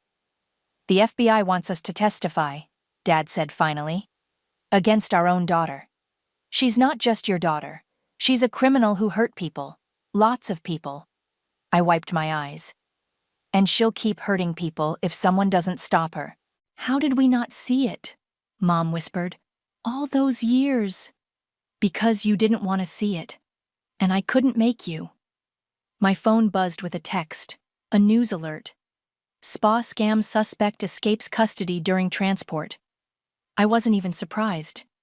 I have to go, I told my parents. The police will probably want to talk to you again soon. Chloe, wait. I hung up and showed Eleanor the alert. Well, shit, she said. Think she'll try to contact them? Probably. She knows they're her weak spot. I pulled up my email and started composing a message to the FBI agent. But this time, they'll have to choose, help her hide or help catch her. And if they choose wrong? I hit send on the email, then poured the last of the wine. Then that's their choice, and their consequences. I raised my glass. To being done. Eleanor clinked her glass against mine. To being free. My phone buzzed one final time. A text from an unknown number. You should have minded your own business, sis. I blocked the number without replying. Whatever came next, it wasn't my problem anymore. I was finally, truly done. The morning sun streamed through my studio apartment windows as I sipped my coffee, enjoying the silence. No crisis calls, no family drama, just peace. My phone buzzed. Eleanor's daily check-in. Still alive? Still alive, I texted back. Still free. The news had been full of Alyssa's escape, but I'd stopped following it. My parents had chosen to cooperate with the FBI this time, finally understanding what their daughter really was. Last I heard, they were staying in a witness protection program until she was caught. My doorbell rang. A courier with a thick envelope. Sign here, he said. Inside was a letter from Vince's law firm. They'd recovered some of the stolen funds, not much, but enough to start paying back investors. And since I'd helped break the case, they were offering me a consulting position, helping other families spot similar investment scams. My phone rang. Eleanor. Have you seen the Reddit post? She asked without preamble. What Reddit post? Someone shared your story, the whole thing, from the family dynamics to the fraud. It's gone viral. People are calling it the Golden Child Con. I opened Reddit on my laptop. There it was. Thousands of comments, hundreds of awards. People sharing similar stories of family enablers, of siblings who could do no wrong, of parents who sacrificed everything for the wrong child. Check the top comment, Eleanor said. I scrolled up. The comment was from someone claiming to be another of Alyssa's victims. From Portland, when she was Marina. She didn't just steal my money, the comment read. She stole my identity.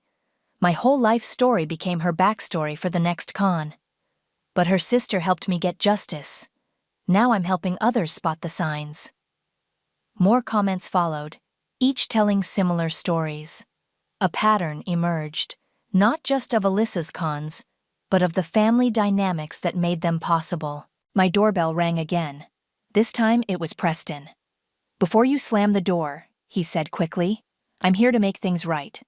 I crossed my arms. How? I've been working with the FBI, tracking the money trail. We found something. He handed me a USB drive. Account numbers, passwords, everything she stole, hidden in offshore accounts. Why give this to me? Because you were right. About everything. He shoved his hands in his pockets.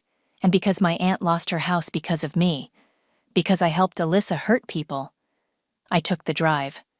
I'll give it to Vince's lawyers. There's something else. Preston pulled out his phone. An email sent from an internet cafe in Mexico this morning. Well, just read it. The email was from Alyssa. Tell my family I'm sorry, not for the cons. Those were beautiful, but for making it so obvious. Next time they won't even know it's me. She's still playing games, I said, deleting the email. But I'm not playing anymore. My phone buzzed. A text from Dad. The FBI found her, it's over. Then from Mom. We're coming home next week, can we talk? I stared at the messages, feeling the weight of expectation. They wanted forgiveness, reconciliation, a return to normal. But normal was what got us here. No, I typed back. I'm not ready. Maybe someday, but not now. I understand. Dad replied. We love you. This time the words didn't feel like a manipulation. They felt like goodbye. Preston was still hovering in my doorway. What are you going to do now? Live my life. I gestured to Vince's letter. Help other families avoid what happened to mine. Write my own story. And Alyssa? Is not my problem. I started closing the door. Neither are you. After he left, I opened my laptop again. The Reddit thread had grown, becoming a support group for people sharing their own stories of family enablers and golden children. You should post your side, Eleanor texted. Help people understand they're not alone. I looked around my peaceful studio, at the life I'd built for myself, free from chaos and manipulation, at the future stretching out before me, unlimited by others' expectations. Maybe I will, I replied. But first, I'm going to enjoy the silence. My phone buzzed one last time. An email from an anonymous account. Your story helped me leave my toxic family. Thank you. I smiled, feeling something settle in my chest. Not peace exactly, not forgiveness, but understanding. Sometimes the happiest ending isn't riding off into the sunset. Sometimes it's simply walking away, head held high, into a future you choose for yourself. I opened a new document and started typing. I always knew the other shoe would drop, but I didn't expect it to happen over Mom's mediocre pot roast. The story wasn't over, but this time, I was writing it for myself. The cursor blinked accusingly on my screen, each flash like a tiny dagger to my heart. 3 times I read the email, hoping the words would somehow rearrange themselves into something less devastating. They didn't.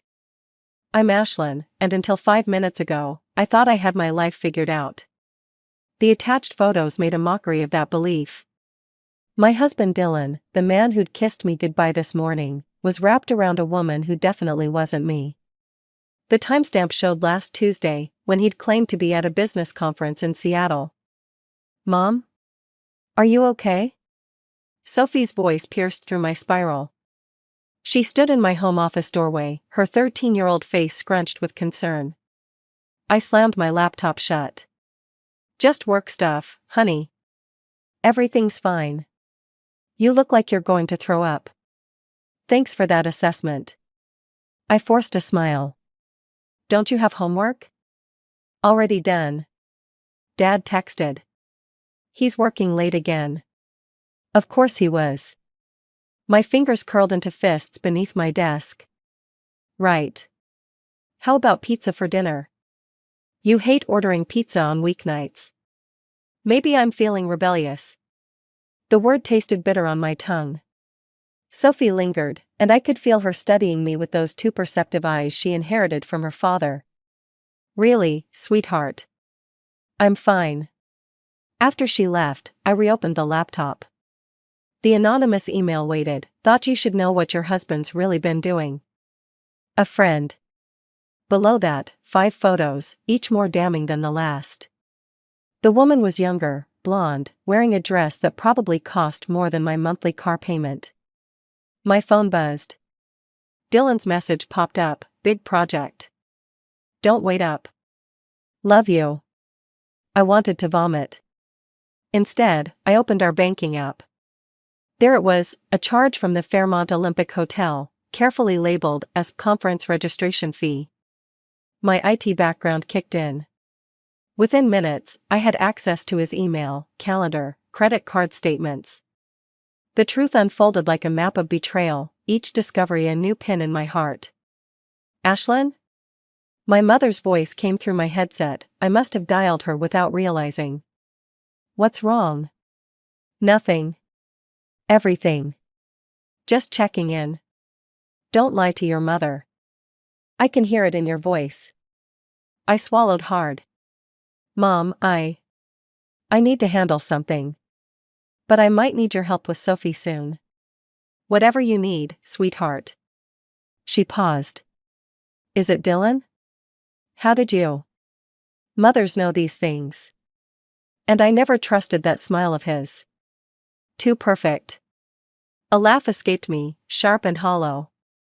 I have to go. Sophie needs dinner. Call me tomorrow. Promise me. I promise. After hanging up, I stared at the evidence spread across my screen. 15 years of marriage, and I'd never once checked his accounts.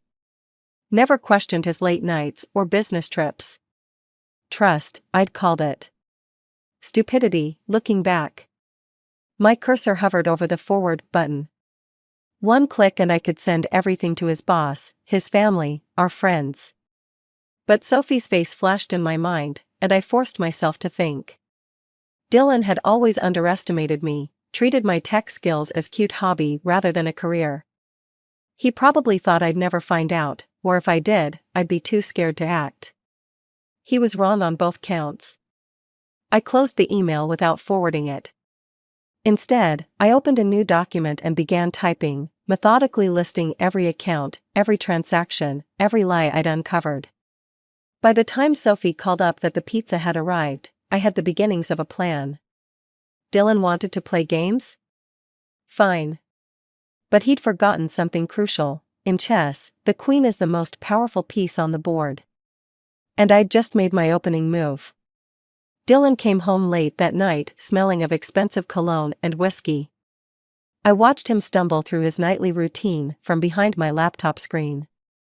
My fingers never pausing as I documented another string of suspicious transactions. Still working? He loosened his tie, flashing that perfect smile that used to make my heart skip. Now it just made my stomach turn. The farm tech project again? Someone has to pay attention to our future. The words came out sharper than I intended. His smile flickered. What's that supposed to mean? Nothing. I forced myself to look back at my screen. Just tired. You know, if you're worried about money, I could always. I'm not worried about money. I was worried about the $20,000 he'd withdrawn last month. Labeled as business investment. I was worried about the credit card charges at jewelry stores that had never resulted in gifts for me. I was worried about how easily lies slipped from his lips. Sophie appeared in the doorway, already in her pajamas. Dad, you missed pizza night. Sorry, princess. Big client dinner. He moved to hug her, but she stepped back. Whatever. Mom, can you help me with my coding project tomorrow? Of course, honey. Dylan's face darkened. Since when are you into coding? Since forever, Sophie shot back. You'd know that if you were ever home. Sophie, I warned, even as pride swelled in my chest. My daughter, so fierce, so perceptive. No, she's right. Dylan ran a hand through his hair. I've been working too much. How about this weekend we all go somewhere? The lake house maybe? The lake house where he'd taken his blonde mistress 3 weeks ago, according to his credit card statement. Can't, I said. I have a presentation Monday. Reschedule it. Like you reschedule your meetings? The words escaped before I could stop them. His eyes narrowed. What's going on with you lately? Nothing's going on with me. I closed my laptop with deliberate care. Sophie, bed. Now. After she left, Dylan moved closer, perching on the edge of my desk. Talk to me, Ash. You've been different all week. I looked up at him, studying the face I'd loved for 15 years. The slight crow's feet around his eyes, the dimple in his left cheek, the perfectly maintained stubble. I searched for any sign of guilt, any crack in his facade. There was nothing. Different how? I asked. Distant. Cold. He reached for my hand. I let him take it, fighting the urge to pull away. If something's bothering you, would you tell me? I interrupted. If something was bothering you? He blinked. Of course. Promise?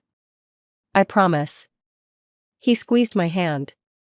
No secrets between us, right? I smiled, and for the first time in our marriage, I understood how easy it was to lie to someone you loved. Right. No secrets. Later, after he'd fallen asleep, I slipped down to Sophie's room. She was still awake, the blue light of her tablet illuminating her face. "Mom?" She sat up. "Are you okay?" I sat on the edge of her bed. "Why wouldn't I be?"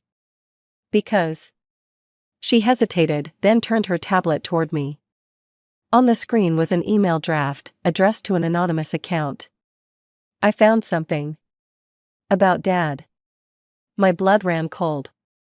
"What did you find?" His passwords weren't even hard to crack.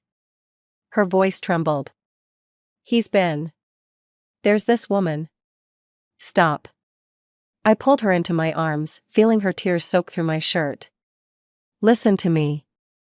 Whatever you found, whatever you were going to do, let me handle it. But promise me, Sophie.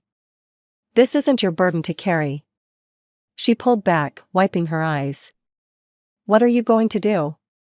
I thought about the evidence mounting on my laptop, about Dylan's easy lies over dinner. About the daughter who was too smart to be fooled by either of us. "I'm going to protect us," I said. "Both of us. But I need time to do it right." She nodded, her expression eerily similar to the one I'd seen in the mirror lately. "I can help." "I know you can." I kissed her forehead. "But for now, just act normal."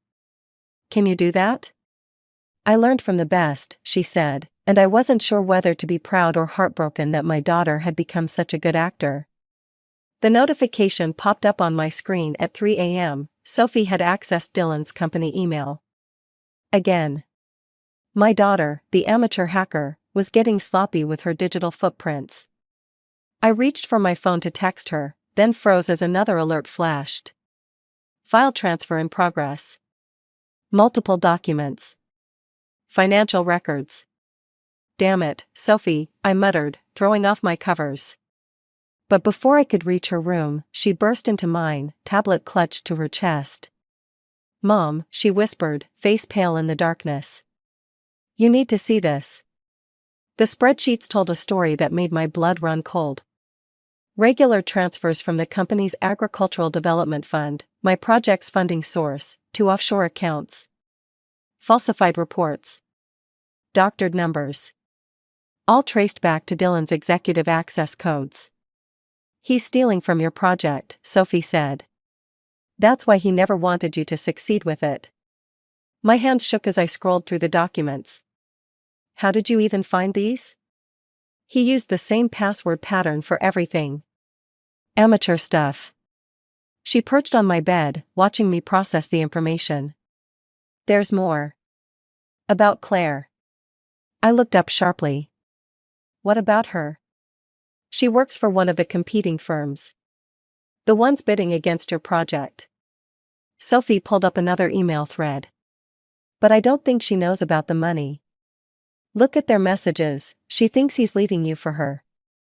That they're going to start fresh together." A hollow laugh escaped me. "Fresh? With stolen money?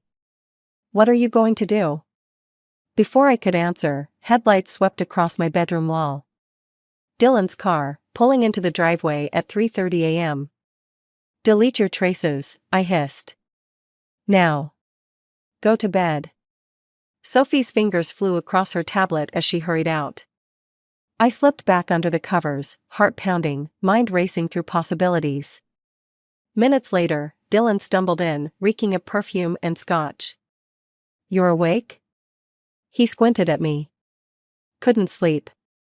Work stress." I watched him undress, this stranger wearing my husband's face. "The project deadline's coming up." He paused, one shoe in hand. "About that. The board's considering pulling funding. Budget cuts." "Really?"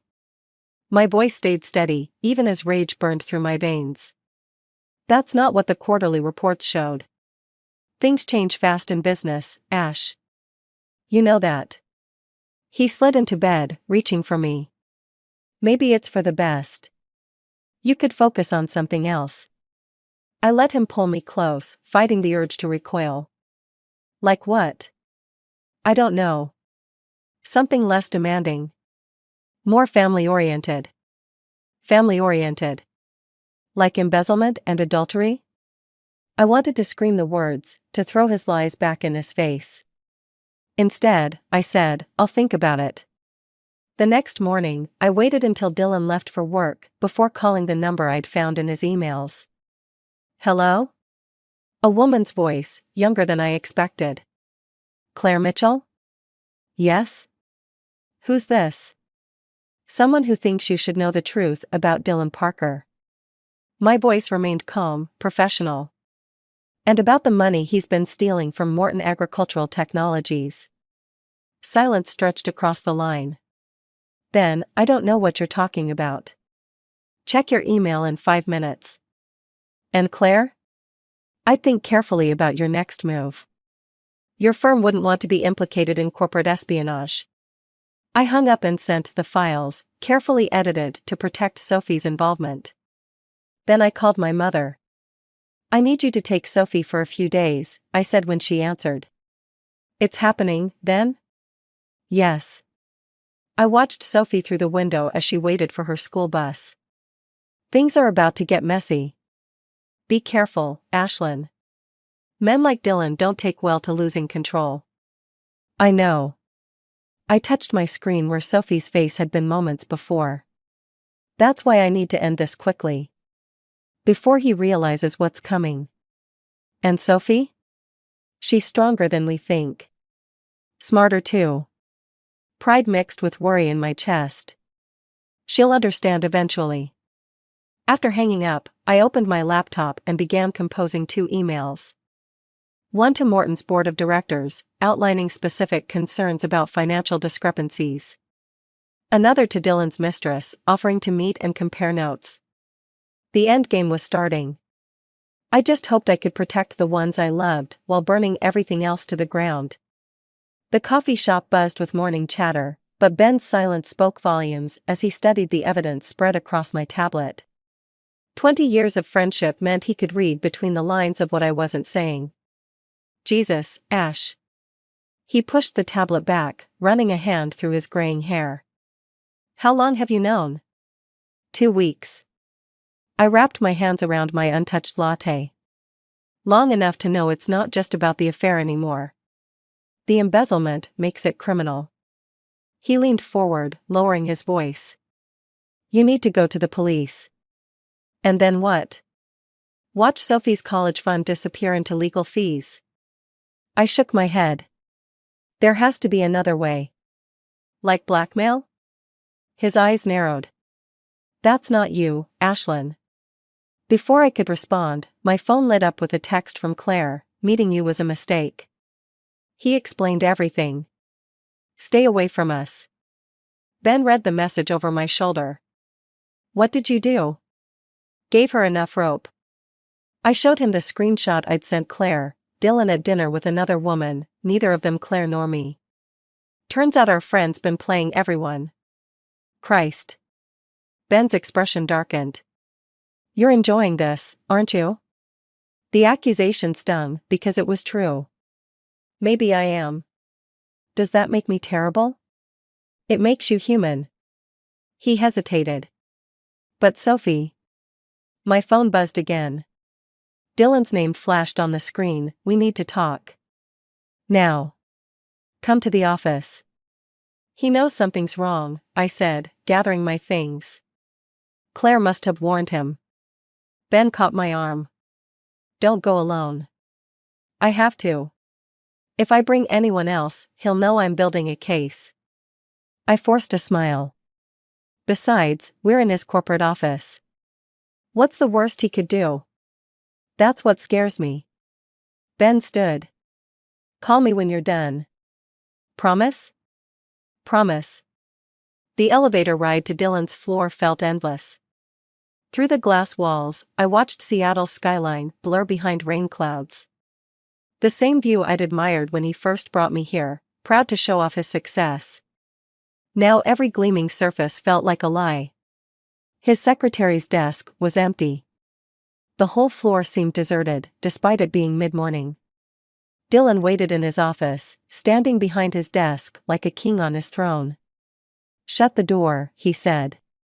I did, noting how his hands trembled slightly as he poured himself a drink. It's 10 a.m., Dylan. Interesting time to meet your ex-boyfriend for coffee, too. Ben's been my friend since before I met you. Right. He took a long sip. Just like Claire's just a colleague? The trap was obvious, but I stepped into it anyway. Is that what she is? She called me. Very upset. Seemed to think I was living some kind of double life. His laugh held no humor. Wonder where she got that idea? Maybe from the same place I got these. I pulled up the financial records on my phone, watching his face. The agricultural fund, Dylan? Really? Color drained from his face. How did you? Does it matter? I moved closer, voice steady, despite my racing heart. What matters is what happens next. Are you threatening me? I'm giving you a choice. The words tasted like ash. Either you come clean to the board about the embezzlement and give me full custody of Sophie, or I take everything to the police. Your career, your reputation, all of it. He set down his glass with exaggerated care. You really think you can prove any of this? I think your girlfriend might help, once she sees the photos of you with her best friend. His hand shot out, grabbing my wrist. You vindictive bitch. Let go. I didn't pull away, didn't show fear. You're on camera, remember? No. His smile turned cruel. I'm not. Maintenance day. Systems are down until noon. Funny timing, isn't it? Understanding hit like ice water. This wasn't a confrontation. It was a trap. Ben knows I'm here, I said quickly. Ben knows you're meeting your lying, cheating husband to talk about divorce. Dylan's grip tightened. Who's going to question if things get emotional? I heard the office door click shut behind me. Heels on hardwood. A familiar perfume. Hello, Ashlyn, Claire said. We need to talk about those emails you sent. The bruises on my wrist had faded to a sickly yellow, but I kept my sleeve pulled down during the video call with Sophie. Her face filled my laptop screen, worry lines too deep for a 13-year-old creasing her forehead. Dad keeps calling Grandma's house, she said. He sounds different. Scary different. Don't answer if he calls again. I glanced at my phone, where Ben's latest text glowed, police report filed. Restraining order in process. Just focus on your coding project. Mom. Sophie leaned closer to her camera. What happened in his office? Ben won't tell me anything. Nothing I couldn't handle. The lie tasted bitter, but necessary. I wouldn't tell her how Claire had recorded our confrontation, trying to bait me into admitting to blackmail. How Dylan's grip had left marks that proved useless without security footage. How I'd barely made it to the elevator before my hands started shaking. A notification popped up on my screen, an email from Morton Technologies' board of directors. My heart stopped. I have to go, honey. Love you. Mom, wait. I ended the call and opened the email. The board wanted an emergency meeting. Tomorrow. About financial irregularities in the agricultural fund. My phone rang, Dylan's number. I declined it, but a text followed immediately. You really think they'll believe you over me? I built that company. Another text, Claire's already told them you tried to extort us. Check your email. The second email contained a video clip. My voice, edited and stripped of context, give me full custody. Or I take everything. Your career, your reputation. My fingers hovered over the keyboard, mind racing. Dylan thought he had me cornered, but he'd forgotten something crucial. Something about Sophie's coding project. I dialed Ben. Tell me you didn't do anything stupid, he answered. Define stupid. I pulled up the command prompt on my laptop. Remember that backdoor Sophie found in the company's security system? Ashlyn, no. They're going to bury the embezzlement evidence. Frame me for extortion. Then we fight it legally. You can't. They have Sophie's college fund. Our savings. Everything. My fingers flew across the keyboard. I'm not letting him take anything else from us. At least wait until. A third email arrived, from Claire's personal account. The subject line made my blood run cold. Sophie's father? Attached was a DNA test from 13 years ago. One Dylan had apparently kept all this time. I have to go, I told Ben, and hung up despite his protests. The test results blurred through my tears. All those years of Dylan's subtle comments about Sophie's intelligence, her tech skills, her personality, so different from his. I'd defended our daughter, never suspecting he'd known all along she wasn't his. My phone buzzed again. Dylan, let's talk about Sophie's real father. Better yet, let's tell her. The rage that filled me was cold, clarifying. I opened Sophie's project folder, the one she'd been using to practice her coding. Inside was a program she'd written, designed to track and document system vulnerabilities. A program that had been running, undetected, on Dylan's company laptop for weeks. I typed out my response, check your email. Then I executed Sophie's program, watching as it compiled weeks of data, every fraudulent transaction, every altered record, every deleted security log. The program hadn't just tracked Dylan's crimes, it had recorded them in real time, creating an unalterable blockchain of evidence. My daughter. My brilliant, protective daughter.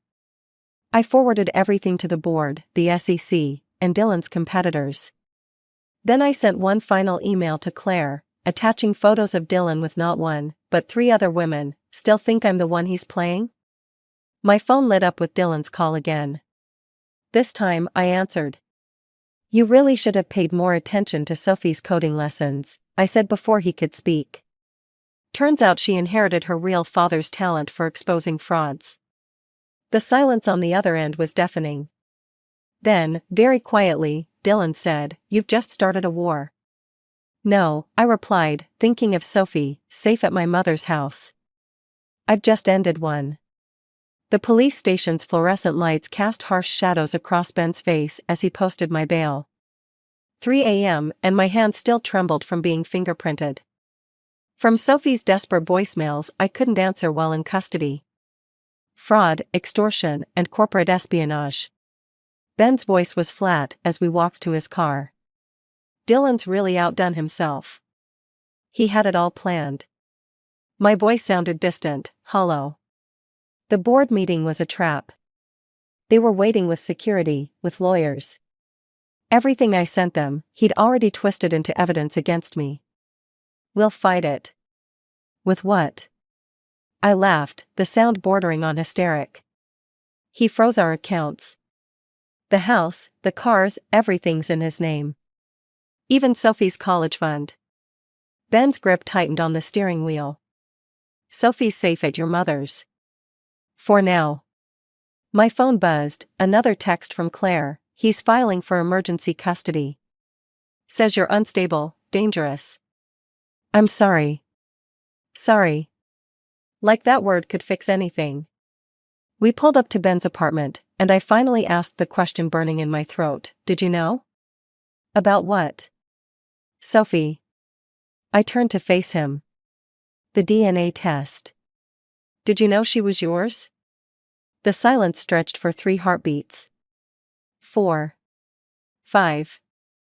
I suspected, he finally said. The timing. But you were so happy with Dylan. I couldn't. 13 years. My voice cracked. 13 years of watching her grow up calling another man Dad. Of watching him use her as a weapon against me. And you just watched. Ash. Don't. I got out of the car, legs barely holding me up. I need to call Sophie. But when I tried, the call wouldn't connect. Blocked number. I tried my mother's house. Same thing. Another text from Claire, Dylan's at your mother's. He's taking Sophie home. The world tilted sideways. Ben caught my arm as I stumbled. He can't, I whispered. The restraining order only covers you. Ben was already pulling up his phone. And with the charges against you. My phone rang. Dylan. Where are you? His voice was smooth, controlled. Victory wrapped in concern.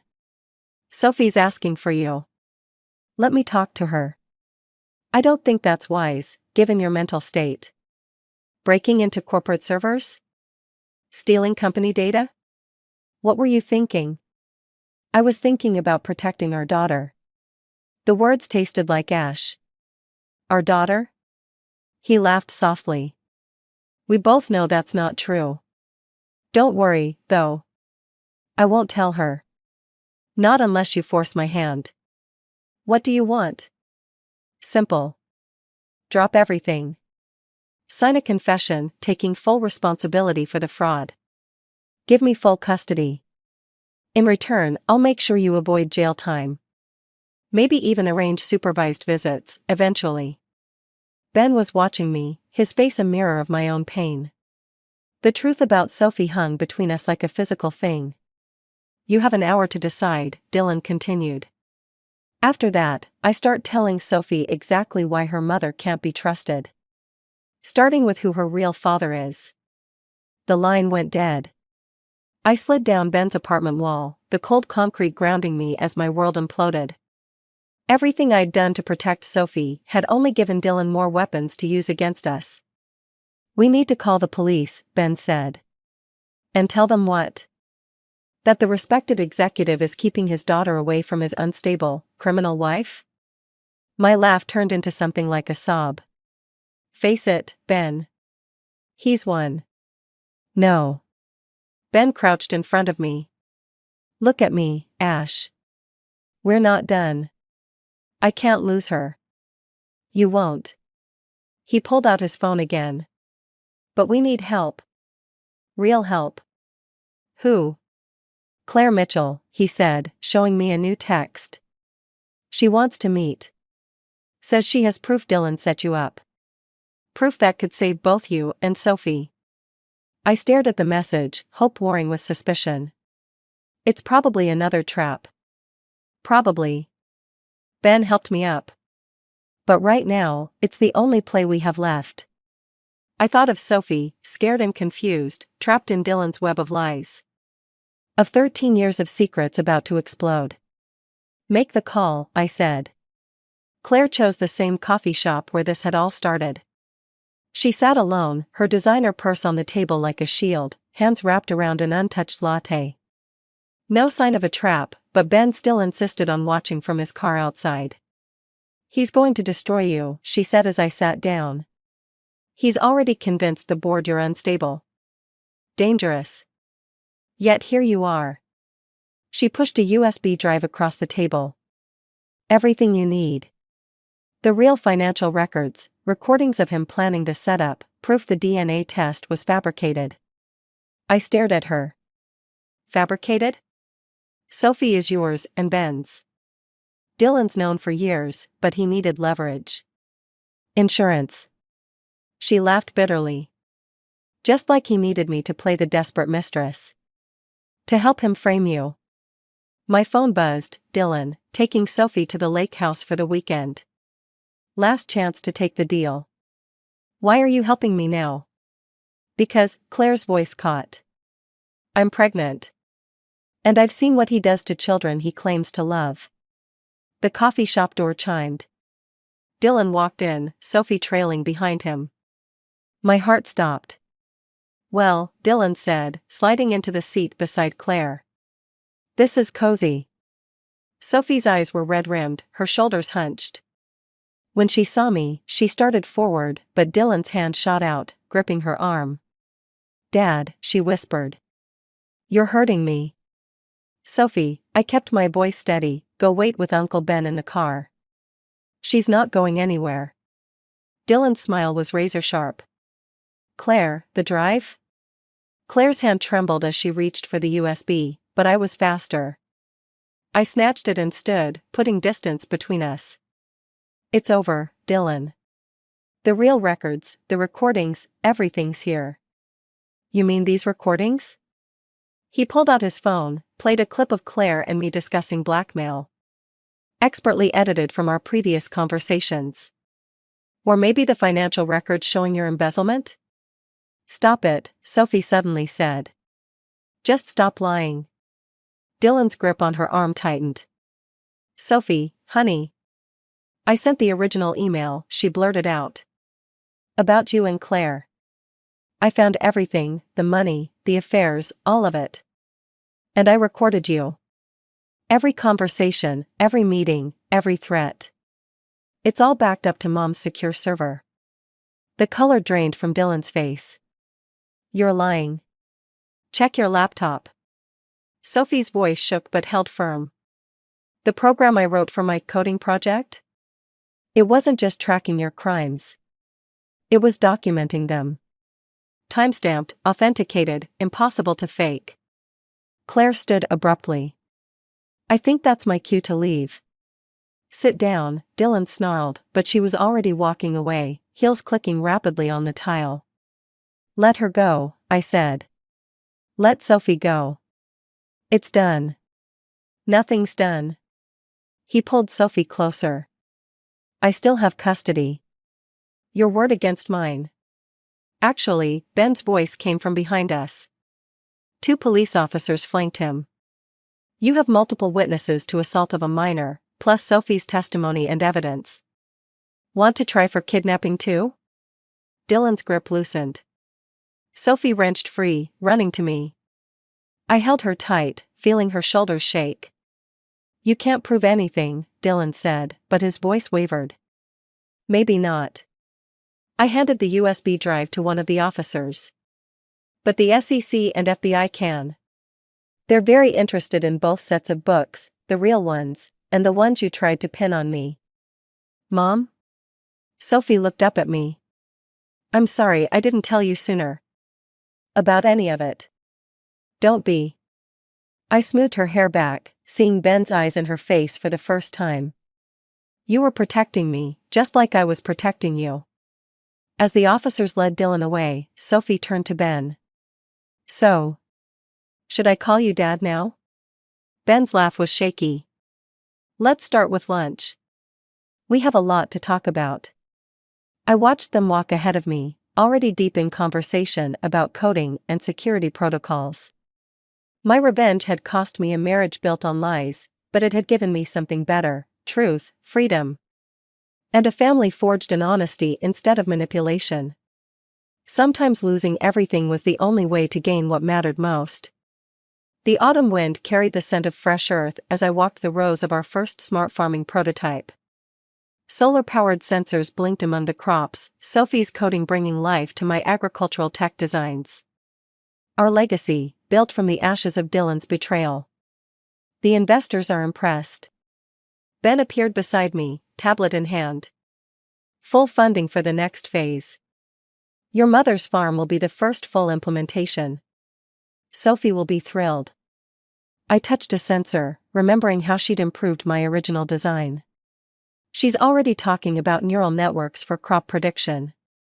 She gets that from you. Ben's voice held a note of pride he was still learning to express. The brilliance, the determination. The stubbornness, I added, making him laugh. My phone buzzed, a news alert about Dylan's sentencing. 8 years for fraud and embezzlement. Claire had testified against him, her unborn child another victim of his manipulations. Sometimes I wondered if she'd known about Sophie all along, if that's why she'd finally chosen to help us. Still following the case? Ben asked. Last time. I deleted the alert. Sophie asked about visiting him. What did you tell her? That it's her choice. I turned to face him. Just like it's her choice whether to call you Dad. We can't protect her from everything. No, he agreed. But we can teach her to protect herself. Inside the monitoring station, Sophie sat surrounded by screens, her fingers flying over keyboards.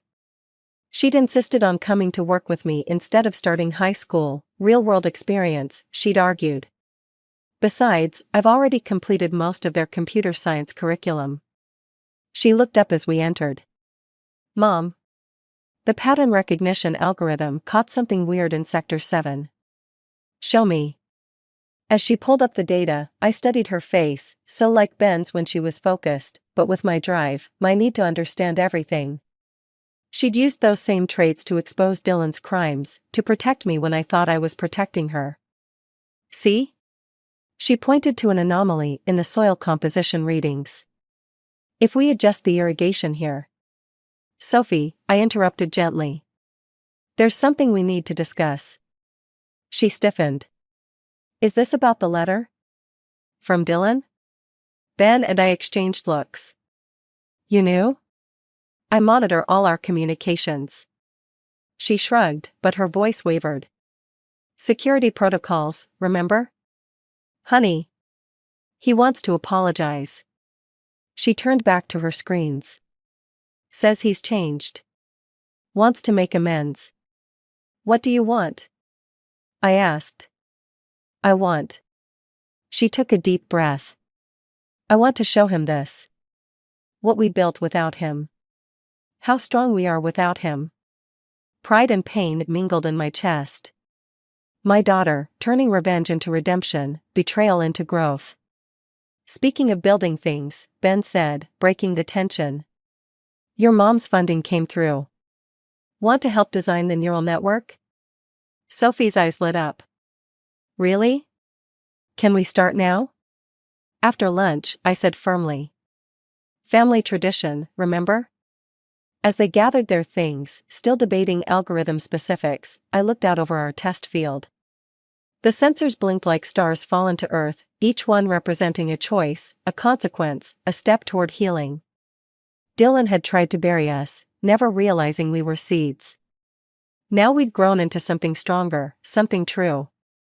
A family built on choice rather than obligation, on understanding rather than control. Mom? Sophie called from the doorway. You coming? Right behind you. I touched the sensor one last time, feeling its steady pulse beneath my fingers. Like a heartbeat, like hope, like the future we'd coded line by line, choice by choice, truth by truth. Some would call it revenge, this rising from the ashes of Dylan's destruction.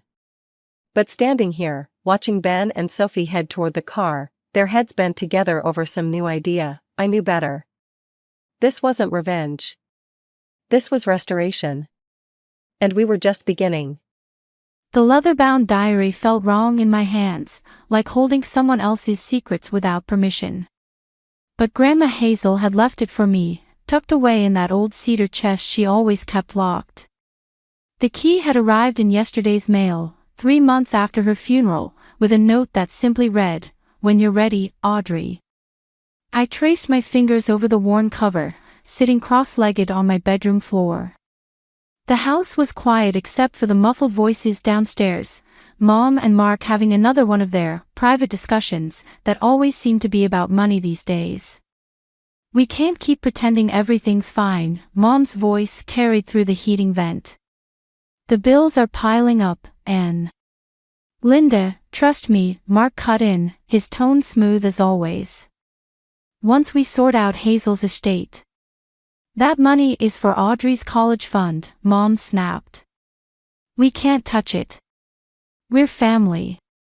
Family shares responsibilities. I clicked open the diary's brass clasp, my stomach churning. The pages were filled with Grandma's elegant handwriting, each entry dated meticulously. My eyes caught on a passage from 2 years ago. Mark isn't what he seems. I've seen how he watches Audrey's trust fund grow, like a wolf eyeing prey. Linda's too blinded by his charm to see it, but I won't let him touch my granddaughter's future. Some people wear masks so convincing, they fool even themselves. My hand started shaking. I flipped through more pages, finding scattered warnings like breadcrumbs leading to something darker. Emily's becoming his perfect little puppet, another entry read. Poor girl doesn't realize she's just another pawn in his game. But Audrey. She has her father's spine of steel, even if she doesn't know it yet. A knock at my door made me jump. Audrey? Emily's voice, sweet as saccharin. Dinner's ready. Coming, I called back, quickly sliding the diary under my mattress. Downstairs, the tension hung thick as fog. Mark sat at the head of the table, carving the roast with precise movements. Emily perched beside him, her perfect posture matching his. Mom kept glancing between her plate and Mark, her shoulders tight. "So, Audrey," Mark said, passing me the potatoes. "Have you given any more thought to what we discussed? About pooling the family resources?" I stabbed a potato harder than necessary. "You mean about using my college funds to bail out your investment mistakes?" "Audrey." Mom's fork clattered against her plate. "It's okay, Linda," Mark smiled, but it didn't reach his eyes. "Audrey's just concerned about her future. But we're all family here. We help each other, right, Emily?" Emily nodded, her rehearsed smile perfectly aligned with his. "Family first, always." I thought about Grandma's words in the diary. About masks and wolves and puppets. "Actually," I said, meeting Mark's gaze, "I've been thinking about what family really means." The air shifted. Mark's smile tightened just slightly. Mom looked like she wanted to disappear into her wine glass. Emily's fork paused halfway to her mouth. "And what conclusion have you reached?" Mark asked, his voice carrying that dangerous undertone I'd learned to recognize. I thought about the diary upstairs, about Grandma's warnings. About all the subtle ways my life had changed since Mark and Emily moved in 3 years ago. About how Mom seemed to shrink a little more each day. "I think," I said carefully, "that sometimes family isn't about sharing everything. Sometimes it's about protecting what matters most." Mark's knife scraped against his plate, a harsh sound in the sudden silence. "Interesting perspective," he said. "We'll have to discuss this further." I nodded, but inside, something had shifted. Grandma's diary wasn't just a collection of memories, it was a warning, a weapon, and a shield. And I would need all three to survive what was coming. That night, I pulled out the diary again, turning to the last page. There, in shaky writing dated just before her death, Grandma had left one final message: "Remember, dear heart, the truth is like water. No matter how hard they try to contain it, it always finds a way to break free." Emily's voice carried across the kitchen like honey dripping over broken glass. "Mom, you should have seen how proud Mrs. Thompson was of my volunteer work. She said I'm exactly the kind of student colleges look for." I gripped my coffee mug tighter, watching Mom beam at Emily while she packed our lunches.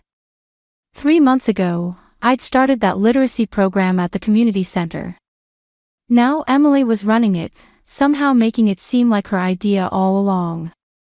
"That's wonderful, sweetie," Mom said, adding an extra cookie to Emily's lunch bag. "Audrey, why don't you get involved too? Emily could show you the ropes." The coffee burned bitter in my throat. "I'm busy with my own projects." "Like what?" Emily's innocent tone could fool anyone who hadn't lived with her for 3 years. "Reading old books in your room all day." Grandma's diary felt heavy in my backpack. I'd been carrying it everywhere since finding it, afraid of leaving it where others might discover it. Speaking of college applications, Mark strode in, already dressed for work in his expensive suit. "Linda, we need to discuss some financial planning. The market's been unpredictable lately." Mom's shoulders tensed. "Not now, Mark. Actually," I cut in, "I'd like to hear about these financial plans." Mark's smile didn't waver, but something flickered in his eyes. "Adult concerns, Audrey. Nothing for you to worry about. Except it's my college fund you keep trying to reorganize." The kitchen went silent. Emily suddenly became very interested in her phone, but I caught her watching from the corner of her eye. "Your mother and I are trying to secure everyone's future," Mark said. "The family's stability affects you too." Funny how family stability always seems to involve my inheritance. Audrey, enough. Mom slammed the lunch bag down. Mark has done nothing but try to help this family. You've been impossible lately. Have I? I stood up, my chair scraping against the floor. Or am I just the only one seeing things clearly? What's that supposed to mean? Emily asked, her voice sharp despite her practiced concerned expression. I thought about Grandma's warnings in the diary. About wolves and masks. About Emily becoming Mark's perfect puppet. It means I'm tired of pretending, I said. Tired of watching everyone act like everything's fine when it's not. When was the last time Mom made any decision without checking with Mark first? When was the last time Emily didn't swoop in and take credit for someone else's work? That's not fair. Emily's mask slipped, showing real anger. Just because you're jealous. Jealous? I laughed, but it came out harsh. Of what? Your desperate need for approval. The way you mirror everything Mark does like some trained. Enough. Mom stepped between us. Audrey, apologize to your sister right now. Stepsister, I corrected, watching Emily's face flush. And I'm done apologizing for telling the truth. I grabbed my backpack and headed for the door. Behind me, I heard Mark's calm voice, let her go, Linda. She'll come around once she realizes how childish she's being. Outside, my phone buzzed with a text from Chloe, coffee before class. 20 minutes later, I sat across from my best friend at our favorite cafe, spilling everything about the diary and the morning's confrontation. They're gaslighting you, Chloe said, stirring her latte. Classic manipulation tactics. Make you doubt yourself, make you look like the unreasonable one. I know. But Mom can't see it. Or won't see it. What are you going to do? I pulled out Grandma's diary, opening to a page I'd marked. There's something here about Mark's previous business ventures. Grandma was investigating him before she died. I think she left me breadcrumbs to follow. Be careful, Chloe warned. People like Mark don't like their secrets exposed. People like Mark don't expect 17-year-old girls to be threats, I said, remembering another of Grandma's entries. The best revenge is the one they never see coming. My phone lit up with a text from Mom, we need to talk when you get home. Let them think I'm just being difficult, I told Chloe, sliding the diary back into my bag. Let them think I'm the problem child who'll eventually fall in line. They have no idea what's coming. The papers scattered across my bedroom floor told a story Grandma Hazel had pieced together before her death. Bank statements, business records, newspaper clippings, all pointing to a pattern I couldn't ignore. Mark's previous business ventures had all ended the same way: bankruptcy filings, disappeared investments, ruined partners. You won't believe what I found, Chloe's voice crackled through my phone. Mark's old partner in Seattle. He lost everything. House, savings, even his marriage fell apart. I picked up a faded article showing a younger Mark shaking hands with a business partner. Let me guess, right after Mark got access to the company accounts. Exactly. And get this, his partner's daughter had a trust fund. Somehow, that vanished too. My stomach clenched. Through my open window, I heard Emily's laugh floating up from the backyard, where she was helping Mark with his precious rose garden. Always the perfect daughter, always in the right place at the right time. I need to check something, I told Chloe, ending the call. The family computer sat in Mark's home office. I wasn't supposed to be in here, but he and Emily were still outside, and Mom was at work.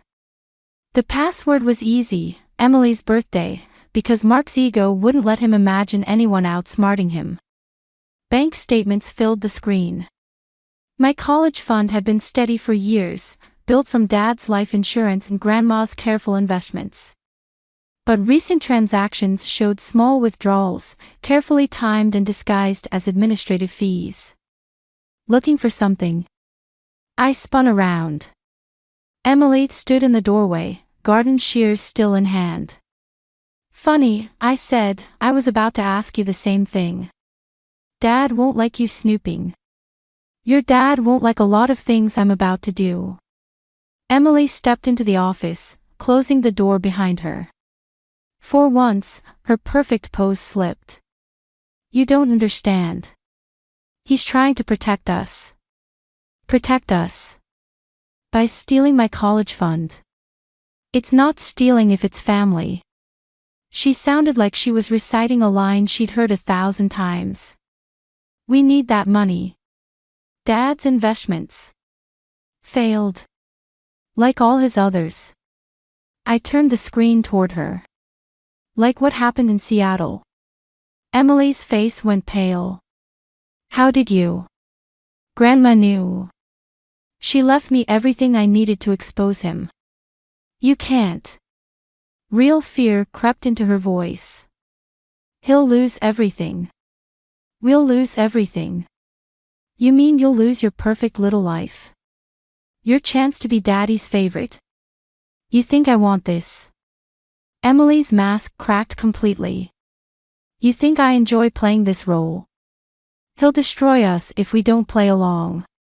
Ask my real mom how that worked out for her. That stopped me cold. What? Why do you think I try so hard to be perfect? Her hands trembled around the garden shears. I watched him systematically destroy my mother when she tried to stand up to him. Now she can barely hold down a job, and everyone thinks she's crazy. The office door opened. Mark stood there, his garden smile still in place. Girls? Everything okay in here? Emily's mask snapped back on instantly. Just showing Audrey those college brochures, Dad. How thoughtful. His eyes locked onto the computer screen. Though it seems Audrey's found something else to research. Just doing some financial planning, I said, matching his tone. Lots to consider about my future. Indeed. He stepped aside, gesturing toward the door. Emily, your mother needs help with dinner. Audrey, a word. Emily shot me a look I couldn't quite read before slipping out. Mark closed the door. You're so much like your grandmother, he said, his voice soft. She never could leave well enough alone either. Is that why she died so suddenly? His smile didn't waver. Careful, Audrey. Some accusations can't be taken back. Some actions can't either. He leaned against his desk, studying me. You have two choices. Work with this family, or work against it. But remember, you're 17.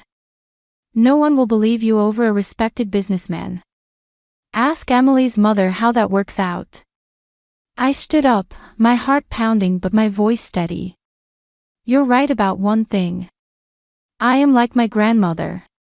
And she left me more than just her diary. For the first time, I saw uncertainty flicker across Mark's face. I walked out, but his words followed me, along with Emily's warning. I had the evidence, but using it would destroy more than just Mark. The question was, how many casualties was I willing to risk in my pursuit of justice? The cemetery was empty except for the groundskeeper in the distance, methodically trimming around headstones. I knelt before Grandma Hazel's grave, placing fresh lavender, her favorite, against the cold marble. I found Emily's mom, I said quietly, as if Grandma could hear. She's working at a diner in Portland. Mark didn't just take her money, he took her credibility, her confidence, everything. My phone buzzed. Another message from Mom, please come home. We can work this out. I switched it off, pulling out the diary instead. A folded paper slipped from between its pages, a letter I hadn't noticed before, dated just weeks before Grandma's death. My dearest Audrey. If you're reading this, you've discovered what Mark really is. But be careful, revenge isn't a straight line. It's a labyrinth, and the monster at its center isn't always who we think it is.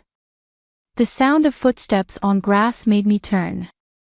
Chloe approached, carrying 2 coffee cups. "Thought I'd find you here," she said, handing me one. Emily called. I stiffened. What did she want? "To warn you. Mark's meeting with the bank tomorrow about your trust fund. He's got papers with your mom's signature." The coffee turned bitter in my mouth. "That's impossible." "She wouldn't." "She did." Emily's voice came from behind us. She stood there, looking smaller somehow without her usual perfect posture. "I saw her sign them last night. He convinced her it was the only way to keep the family together." "There is no family," I said. "Just Mark's latest victims." Emily sat on the grass beside me, not caring about her expensive jeans. "I talked to my mom yesterday. First time in 3 years. That made me look at her." "What?" "After what you said, I needed to know the truth. God, Audrey, the things he did to her. The ways he twisted everything until she doubted her own sanity." Emily's hands shook. "She told me about the others too. Not just business partners, families. He destroys entire families." "Why are you telling me this now?" "Because he's not just after your college fund anymore. The bank's investigating some irregularities. He needs a bigger cover story." Emily met my eyes.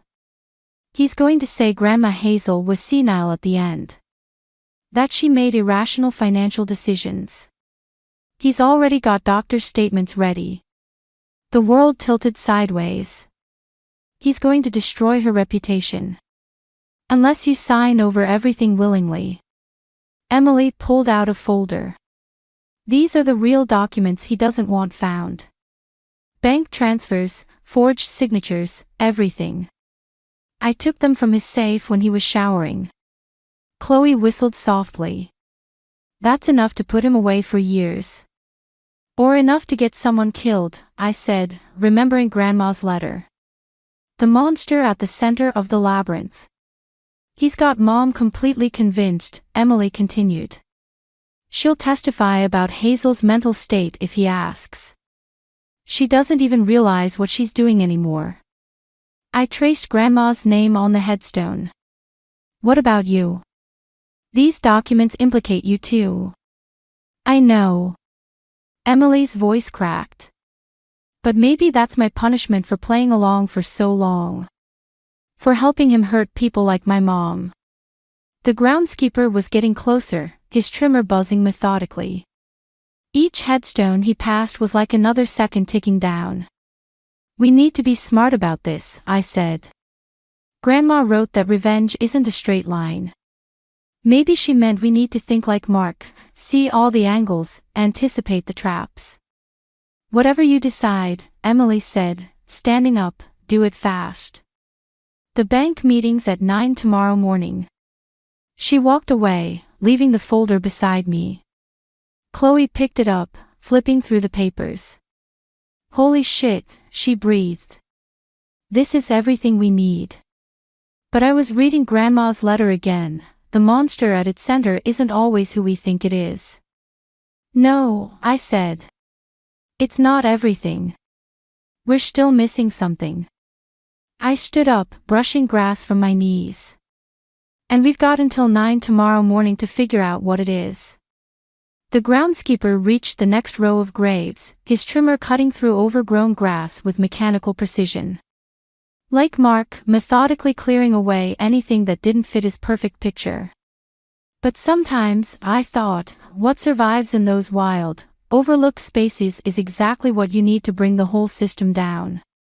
8 hours before the bank meeting, I stood in my bedroom, staring at the walls covered with photos and memories. Mom appeared in the doorway, her face drawn with exhaustion. "The papers are ready," she said. Mark just needs your signature.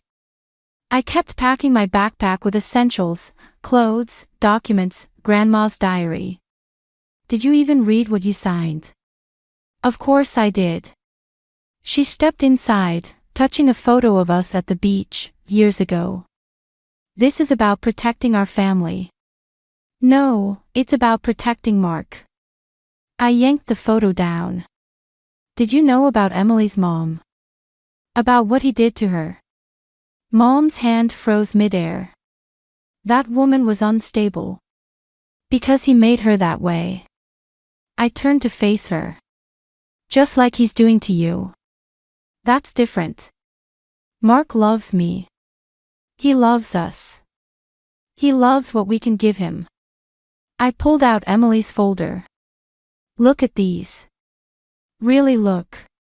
She pushed the folder away. I don't need to see more of your accusations. Either sign the papers, or what? You'll throw me out. Choose him over your own daughter. The silence stretched between us like a chasm.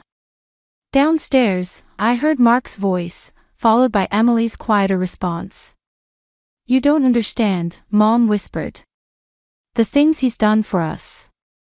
The things he's done to us, I corrected. God, Mom, when did you become so afraid of standing alone? Her face hardened. You sound just like your father, always thinking you know better than everyone else. Look where that got him. The words hit like a slap. Dad had died trying to expose corruption at his company. The official report said car accident, but Grandma never believed it. Mark's waiting downstairs, Mom said. This ends tonight, one way or another. I shouldered my backpack. You're right about that. The living room felt like a courtroom. Mark sat in his armchair like a judge, papers spread on the coffee table. Emily perched on the couch, not meeting my eyes. Audrey, Mark smiled. Let's put this unpleasantness behind us. I dropped Emily's folder on top of his papers. Like you did with Emily's mom. His smile didn't waver, but something cold flickered in his eyes. Emily, perhaps you should go to your room. She stays, I said. She's part of this too. Part of what? He leaned forward. Your ridiculous conspiracy theories. Your grandmother's paranoid delusions. My grandmother was protecting me from you. I pulled out my phone, showing the screen. Just like Emily's mom tried to protect her. She recorded everything, by the way. Our whole conversation yesterday. Interesting stuff about document forgery and witness manipulation. Mark's facade cracked slightly. Emily made a small sound, somewhere between a gasp and a whimper. Linda, Mark's voice hardened. Control your daughter. Mom stepped forward, but stopped when I held up my hand. Here's what's going to happen, I said, surprised by how steady my voice was. I'm leaving. You can keep your forged papers and your lies. But if anything happens to Grandma's reputation, if you try to touch my inheritance, if you so much as breathe wrong in my direction, everything comes out. The recordings, the documents, all of it. You're 17, Mark sneered. A child throwing a tantrum. A child who learned from the best manipulator she knows. I turned to Mom. I love you, but I won't let you drag me down with you. Audrey, please, she reached for me, but I stepped back. Your choice, Mom. It's always been your choice. I walked to the door, feeling their eyes on my back. Emily stood suddenly. I'm coming with you. Sit down, Mark ordered. No. Emily moved to my side. I'm done being your puppet. Mark stood, mask completely gone now. Linda, are you going to let them destroy everything we've built? Mom looked between us, tears streaming down her face. But she didn't move. I opened the door, the night air hitting my face like freedom. Behind me, Mark's voice carried one last threat. You'll regret this. No, I said, not turning back. You will. Emily and I walked into the darkness, leaving behind the house of cards Mark had built. It wasn't the end, not by far. But it was a beginning. And sometimes, that's all the revenge you need. Chloe's studio apartment felt smaller with 3 people crammed inside. Emily slept on the pull-out couch, while I stared at the ceiling from my air mattress, watching shadows dance across unfamiliar walls. My phone buzzed again, the 20th call from Mom today. I silenced it without looking. Your mom keeps texting me too, Chloe said from her bed. Mark's telling everyone you had some kind of breakdown. That you're unstable, like your dad was before. Before his accident. The words tasted like ash. Funny how history repeats itself. A knock at the door made us all freeze. Emily sat up, clutching her blanket. He found us. But when Chloe opened the door, it was Mom who stood there, mascara streaked down her face. Please, she said. Just listen. I almost said no, but something in her voice stopped me. She stepped inside, looking smaller than I'd ever seen her. Mark's frozen all our accounts, she said. He says he can prove you and Emily stole documents from his office. He's pressing charges. He can't, Emily started. He already has. Mom's hands shook as she pulled out her phone, showing us the email from Mark's lawyer. The police will be here by morning. He's reporting the theft of confidential business documents, plus harassment and extortion attempts. My stomach dropped. The documents. The recording. Everything we thought would protect us was being turned against us. That's not all, Mom continued. He's filing to have Hazel's will contested. Says he has proof she wasn't mentally competent when she changed it. Changed it. The room tilted sideways. What do you mean, changed it? 3 days before she died, Hazel modified her will. Mark found out yesterday, she left everything to you through a separate trust. One he can't touch. Mom looked at me with something like fear. He's furious, Audrey. I've never seen him like this. Emily made a small sound. He'll destroy us all. No, I said, but my voice lacked conviction. We have evidence. Evidence that's now stolen property, Chloe pointed out. He's framing you for corporate espionage. That's federal charges. My phone buzzed again. Unknown number this time. The text made my blood freeze, like father, like daughter. Some accidents are inevitable. I showed it to Mom. All the color drained from her face. Oh God, she whispered. Your father. I always wondered, but I never wanted to believe. We need to leave, Emily said suddenly. All of us. Right now. And go where? I asked. We're 17. We have no money, no. Another knock at the door. Harder this time. Police. Open up. Emily grabbed her bag. Chloe pointed to the fire escape. Mom stood paralyzed. Mom, I grabbed her arm. Come with us. She pulled away. I can't. He'll find us. He always finds. The door shuddered under another knock. Last chance. Open up. Mom pushed me toward the window. Go. I'll stall them. Mom. Please, she said. Let me protect you this one time. I heard the door starting to give way as Chloe helped Emily onto the fire escape. The metal creaked under our feet as we climbed down, Mom's voice drifting from above, officers, thank goodness you're here. We ran through back alleys, the sound of sirens growing distant. My phone buzzed one last time, another unknown number. Running only makes you look guilty. Ask your father how that worked out. 3 teenage girls with no money, no plan, and a powerful man determined to destroy us. Everything we tried to use against Mark had become a weapon in his hands.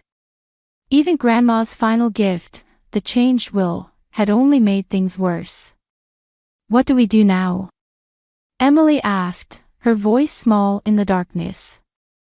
I touched Grandma's diary in my pocket, thinking about her words.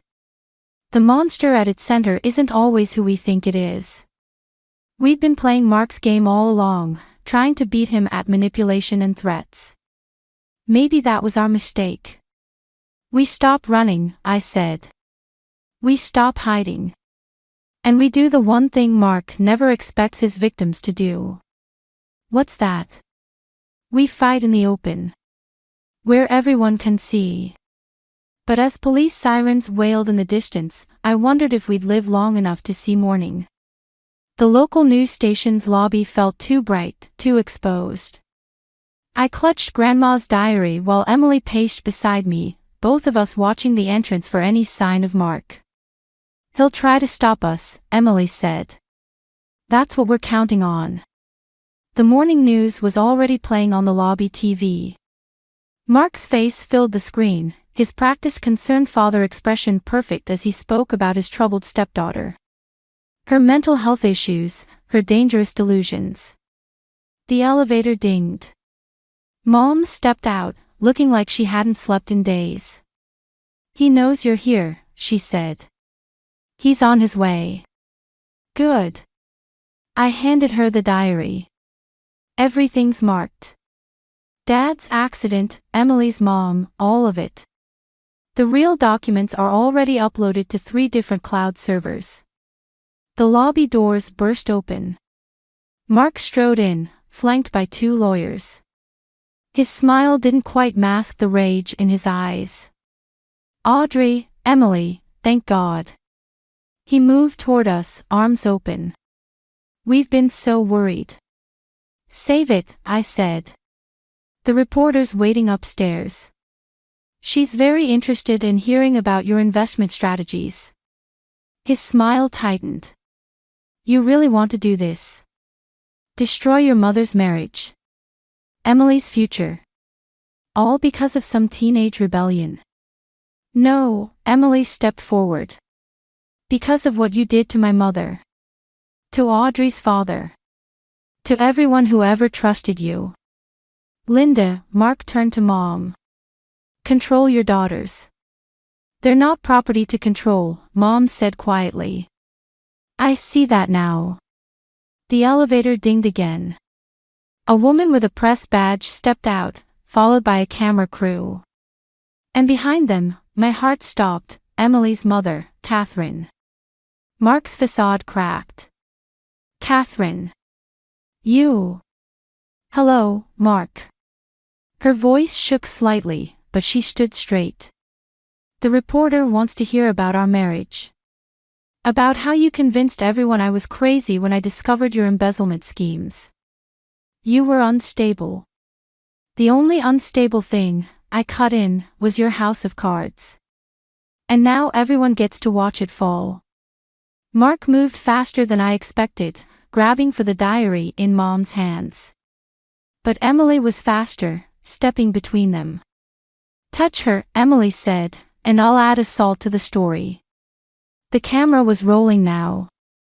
Mark's perfect mask slipped completely, showing the desperation beneath. You ungrateful little, he reached for Emily. Mark Davidson. A new voice. 2 FBI agents emerged from the stairwell.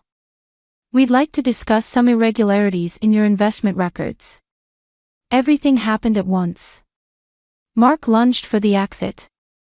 The agents moved to intercept. Mom opened the diary to the marked pages, hands steady as she read aloud the details of years of manipulation and fraud. Wait, I called as the agents cuffed Mark. There's one more thing. I approached him, keeping just out of reach. Grandma knew what you were planning. She knew you'd try to destroy her reputation to get control of the trust fund. That's why she left a video testimony with her lawyer, detailing everything she discovered about you, including what really happened to my father. The color drained from his face. For the first time, I saw a real fear in his eyes. You're just like your father, he spat. Always thinking you're smarter than everyone else. No, I said. I'm like my grandmother. I learned to play the long game. As the agents led him away, Emily collapsed into her mother's arms. Mom stood frozen, watching her marriage dissolve in front of rolling cameras. Was there really a video? Chloe whispered. No, I said quietly. But he'll confess everything trying to prove there isn't one.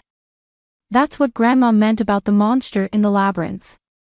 Sometimes the best trap is the one they build themselves. The reporter approached, microphone ready. Audrey, would you like to tell your side of the story? I looked at Mom, who nodded slightly, then at Emily and Catherine, holding each other like they'd never let go again. Yes, I said, thinking of Grandma's words about truth being like water. I think it's time everyone heard the whole story. Behind me, the lobby TV still played Mark's earlier interview, his lies about my instability now a testament to his own downfall. Sometimes, I realized, the best revenge isn't about destroying someone, it's about letting them destroy themselves while the whole world watches. The autumn wind scattered leaves across Grandma Hazel's headstone as I placed fresh lavender against the marble. Behind me, Emily and Catherine waited quietly, giving me space. The trust fund paperwork came through, I said to the stone. Everything exactly as you planned it. Though I think you knew all along I wouldn't need it. My acceptance letter to Dad's alma mater had arrived yesterday. Full scholarship. No trust fund required. Ready? Emily asked as I stood. Almost. I pulled out Grandma's diary, now worn and familiar. I want to leave this here. Where it belongs. You sure? After everything. It served its purpose. I traced the leather cover one last time. Some weapons aren't meant to be kept. Catherine touched my shoulder. Your mother's waiting at the cafe. The small coffee shop felt different from the last time I'd met Mom here, months ago. She sat at a corner table, looking smaller without Mark's shadow looming over her.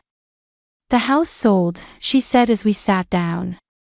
Above asking price. That's good. I found an apartment near the college. She twisted her empty ring finger. In case you ever want to visit. Emily squeezed my hand under the table. We'd both learned that healing doesn't follow a straight line. Maybe during winter break, I said. If you're ready. Mom nodded, understanding all I wasn't saying. I've been seeing a therapist. Learning to recognize the patterns.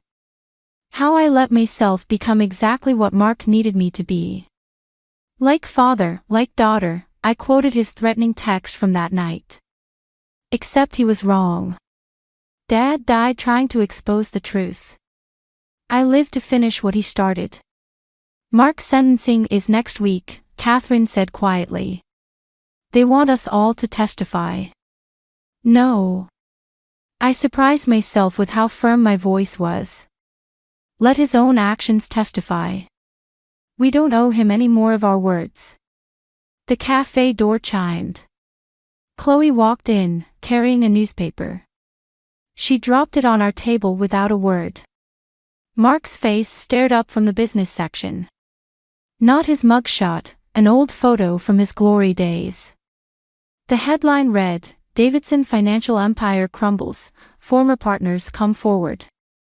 They're calling it a house of cards, Chloe said.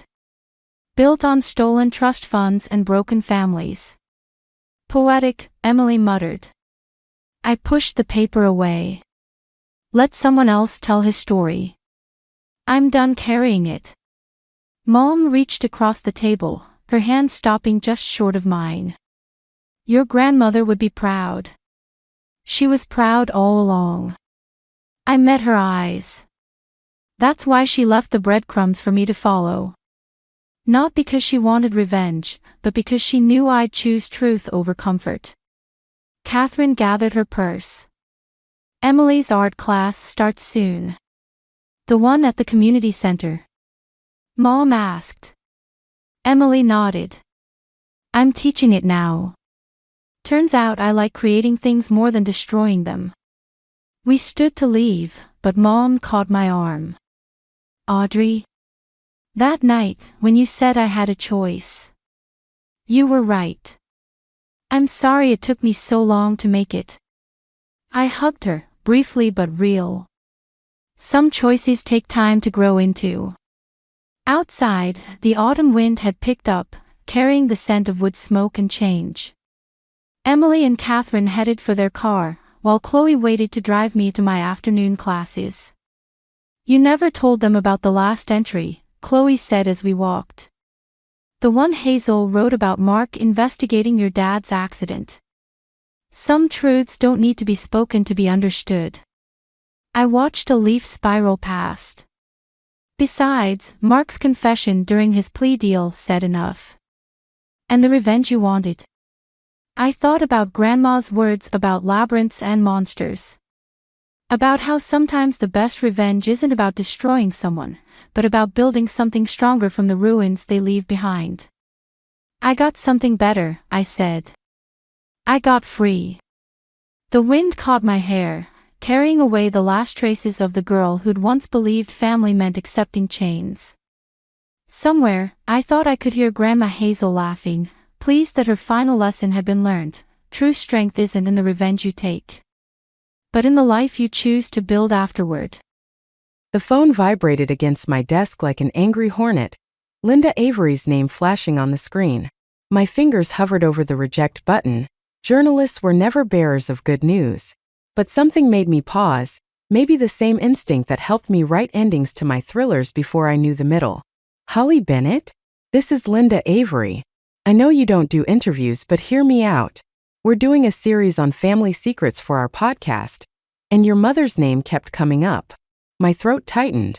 Of course it did. Vivian Bennett, America's favorite lifestyle guru of the 90s, perfect mother, perfect host, perfect liar. Not interested. The words came out automatically, a defense mechanism honed over years. What if I told you we found Margaret Collins? The pen I'd been fidgeting with snapped in half, blue ink staining my fingers like bruises. Margaret, our former nanny, the only witness to what really happened behind the pristine walls of the Bennett household. She's willing to talk, Holly. About everything. I stood up, pacing my office past the wall of my published books. Each one a thinly veiled attempt to exorcise my childhood demons. Why now? Because your mother's making a comeback. New lifestyle brand reality show, The Works. She's selling the same perfect family narrative, and Margaret says she can't stay silent anymore. My father's voice echoed in my head from our last conversation. Sometimes the truth needs a spotlight, Holly, even if it burns. The podcast reaches millions, Linda continued. This could be your chance to. To what? Destroy my mother's career? Get revenge? To tell your story. The real story. I stopped at my window, staring at my reflection. At 31, I still saw traces of that terrified little girl in my eyes, the one who learned to smile for cameras while hiding bruised self-esteem under designer dresses. My therapist would say this is a terrible idea, I muttered. What do you say? The question hung in the air like smoke. My stepmother Rachel had always told me that healing comes from facing our demons, not running from them. But this wasn't just facing them, this was inviting them to dance. Send me the details, I heard myself say. I'll think about it. After hanging up, I called my father. Tom Bennett answered on the second ring, his voice carrying that permanent note of concern he'd developed since leaving my mother. Dad, remember when you said the truth needs a spotlight? What's happened? I explained about Linda's call, about Margaret, about the podcast. He listened in silence, and I could picture him running his hand through his silver hair, a habit from his professor days. Your mother will fight back, he said finally. You know how she operates. I'm not that scared little girl anymore. No, you're not. You're a warrior with a pen. But Holly. He paused. Make sure you're doing this for the right reasons.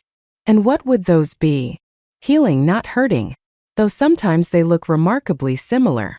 After we hung up, I opened my laptop and typed Vivian Bennett into the search bar. Her face filled the screen, still perfect, still poised, still lying through her expertly whitened teeth about our beautiful family dynamic in her latest interview. My phone buzzed again, Linda sending the podcast details. The episode would air live in 3 weeks. 3 weeks to decide if I wanted to tear down the facade my mother had spent decades building. I touched my screen, tracing the artificial smile I'd inherited and learned to hate. Game on, mother, I whispered. Let's see how your perfect life holds up under a spotlight. The box of childhood memorabilia sat on my desk like a ticking bomb. I'd retrieved it from the storage unit where I'd buried it along with other remnants of my past, telling myself it was research for the podcast. But my hand still trembled as I lifted the lid. The first photo made my stomach clench. There we were on national television, the perfect Bennett family. Mother in her signature pearl necklace, father in his professor's blazer, and me in a dress that cost more than most people's monthly rent. All of us smiling like we'd been programmed. Look at the camera, darling. No, tilt your chin down. You look fat when you hold it that way. Vivian's voice echoed in my head, precise as a surgeon's knife. I could still feel her fingers digging into my shoulder, arranging me like a doll while the makeup artist touched up my face. My phone rang. Rachel, my stepmother. Your father told me about the podcast, she said without preamble. Are you sure about this? I picked up a ribbon from one of Mother's Young Lady of the Year pageants she'd forced me into. You didn't see the good days, Rachel. The days when she'd actually seem proud of me. That's what made the other days so confusing. The good days were part of the manipulation, Holly. We both know that. I closed my eyes, remembering the afternoon I'd won first place in a writing competition. Mother had been ecstatic, parading me around at her garden party. My brilliant daughter, she'd called me. Then later, when the guests had gone, next time try not to slouch during your reading. You're not some common street performer. I found my old diaries, I told Rachel. Want to hear something interesting? I started writing thriller novels because they were the only books Mother wouldn't read. She said they were beneath her. And now you're a best-selling author in the genre she despises. That's not coincidence, is it? Neither is her comeback timing, I said, pulling out a newspaper clipping announcing Vivian's new lifestyle brand. She's launching right when my new book releases. She always did know how to steal the spotlight. Rachel's silence spoke volumes. She'd witnessed the aftermath of Mother's perfectionism. My panic attacks, my trust issues, my obsessive need to control my own narrative. The doorbell rang, making me jump. Through the security camera, I saw Linda Avery standing on my porch, holding what looked like old VHS tapes. I have to go, I told Rachel. Linda's here. Holly. Rachel's voice softened. Remember what we talked about in therapy. Revenge might feel like healing, but it's not the same thing. I let Linda in, noting how she scanned my living room with a journalist's eye. You have your mother's taste in art, she said. I have her pieces facing the wall, I replied, pointing to the reversed paintings. It's my version of therapy. Linda smiled, setting the tapes on my coffee table. These are from your mother's first TV series. The unedited footage. Margaret kept them. My heart stuttered. Why would she? Insurance, maybe? Protection? Watch them before you decide about the podcast. I picked up the first tape, labeled Family Harmony Series, Episode 1 Raw Footage. There's something else, Linda said, pulling out her phone. Your mother's team reached out. They're offering a substantial amount to kill the podcast story. A laugh escaped me, bitter as old coffee. Of course they are. What did Margaret say? She said to tell you about the Christmas party. 1998. The room tilted slightly. That party, the night everything changed. The night I found Mother in her study, shredding what I now knew were Father's letters. The night she'd looked at me with such cold fury that I'd started plotting my escape. Tell Margaret I'll do the podcast, I said, my voice steadier than I felt. But first, I need to watch these tapes. Linda nodded, heading for the door. One more thing. Your mother's launching her brand with a mother-daughter cooking show. She's been hinting to the press that you might appear as a guest. The audacity of it hit me like a physical blow. After 15 years of silence, she thought she could just script me back into her perfect family narrative? I turned to the wall of reversed paintings. Time to face forward, I whispered, reaching for the first frame. The VS footage flickered to life on my TV screen, grainy but clear enough to make my hands shake.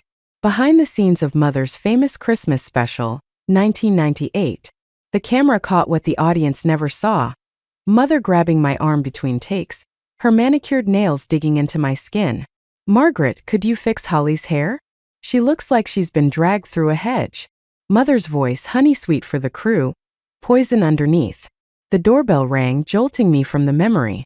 Margaret Collins stood on my doorstep, 15 years older but still wearing that same concerned expression.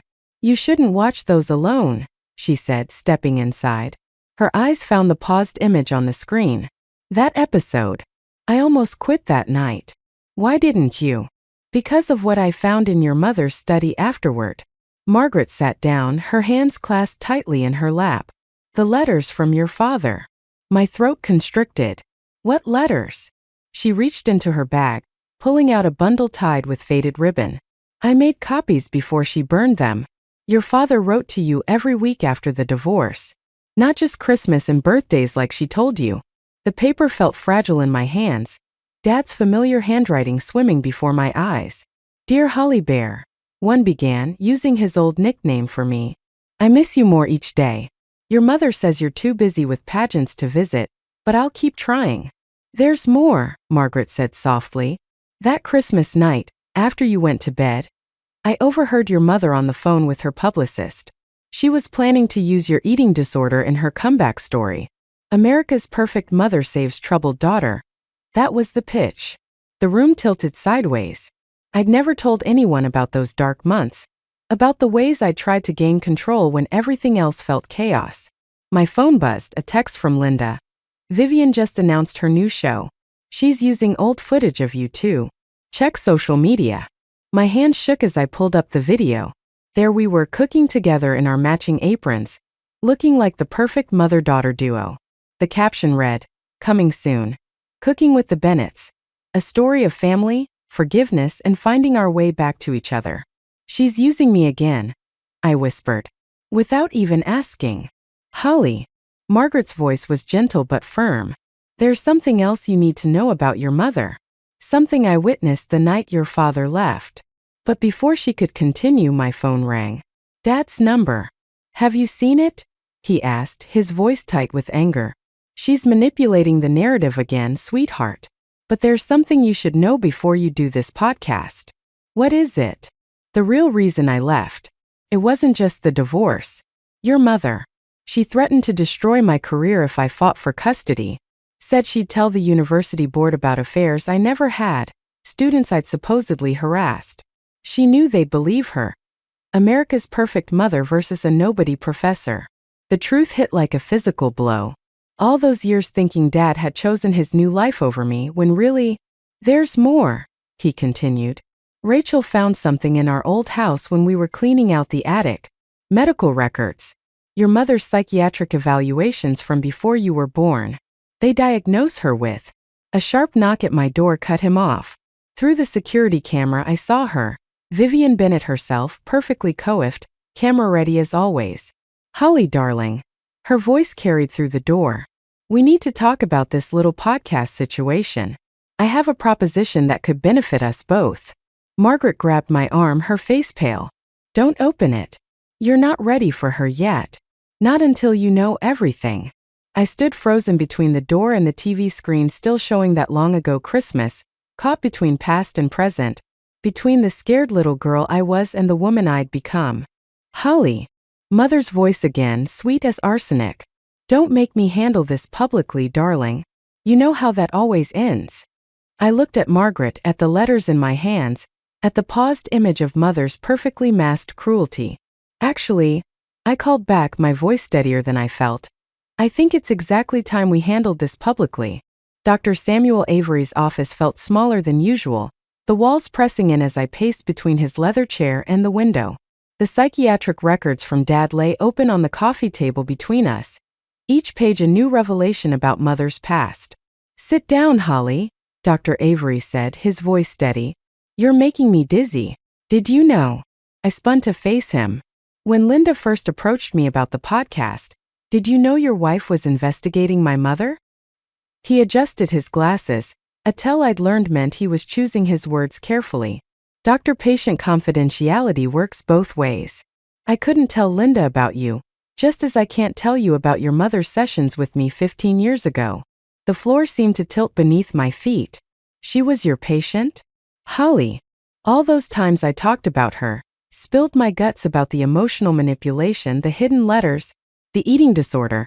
You knew her version already." He leaned forward, hands clasped. "Which is exactly why I referred you to another therapist back then. But you insisted on staying." A laugh escaped me, bitter and sharp.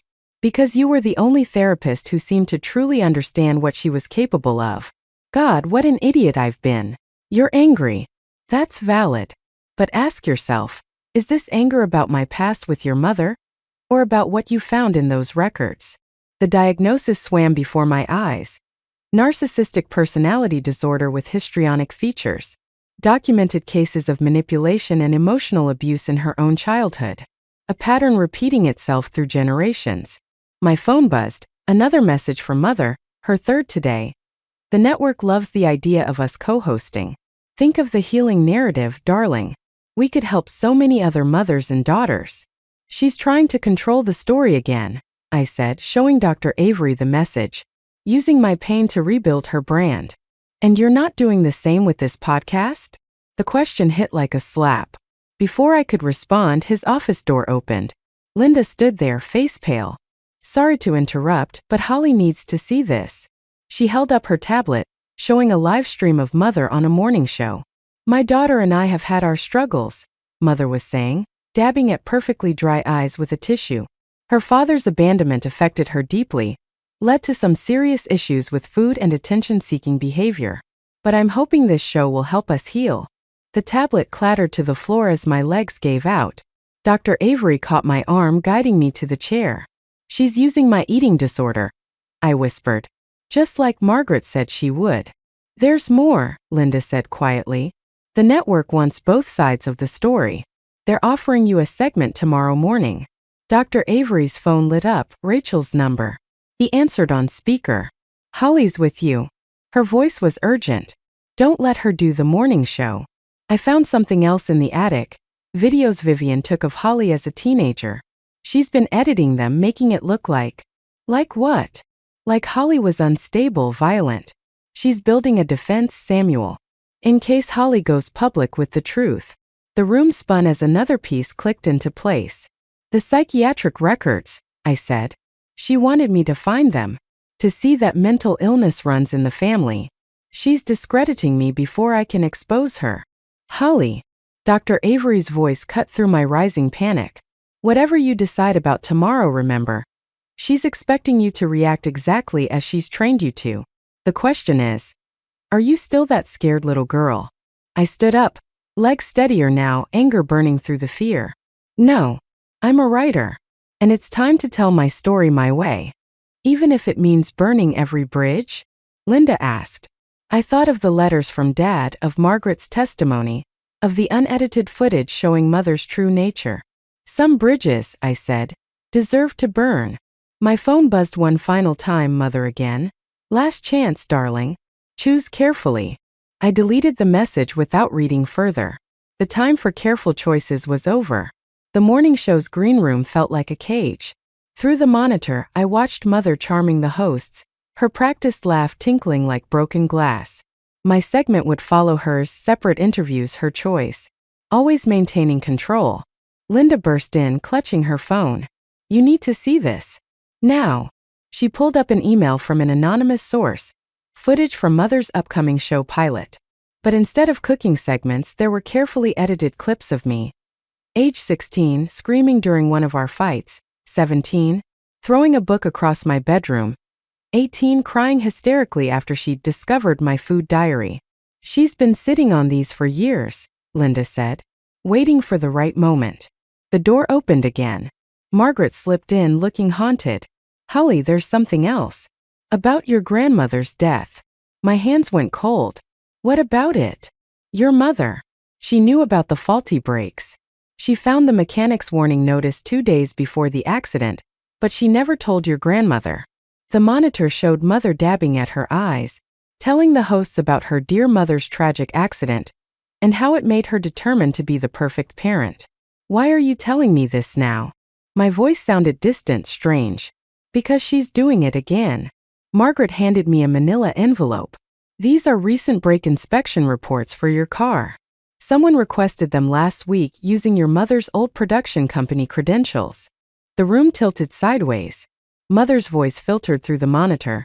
Sometimes tough love is the only way to save our children from themselves. My phone buzzed. Rachel. Don't go on air. Your father found something in Vivian's old study. Call me. But before I could, a production assistant appeared. 5 minutes, Miss Bennett. Linda grabbed my arm. Holly, wait.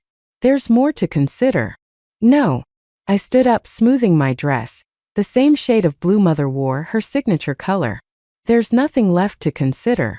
The podcast is tomorrow, Linda pressed. We can handle this methodically, present all the evidence. She's not going to stop, I said, watching Mother air kiss the hosts goodbye on the monitor. She'll keep twisting everything, using my pain to feed her narrative, just like she did with her own mother. Margaret touched my shoulder. Your grandmother's death was never proven to be anything but an accident. If you accuse her on live television, I'm not going to accuse her of anything. I pulled out my phone, typing quickly. I'm going to let her bury herself. The production assistant returned. 2 minutes. Your mother's asking to speak with you before you go on. Through the green room window, I saw her approaching, perfectly coiffed, camera ready. Our eyes met through the glass, and for a moment, I saw something flicker behind her practiced smile. Fear. I pressed send on my phone. Seconds later, her phone chimed. She read the message, her face going slack. What did you do? Linda whispered. Sent her the brake inspection reports. And a choice. I watched Mother's hands shake as she typed a response. Either she pulls the edited videos and cancels her show, or I go on air with the truth about grandmother. Holly. Margaret's voice wavered. That's exactly what she would do. The words hit like a physical blow. She was right, I was becoming my mother, using secrets as weapons, manipulation as armor. My phone buzzed with Mother's reply. You've learned well, darling. But remember, I taught you everything you know. The production assistant's voice. 30 seconds.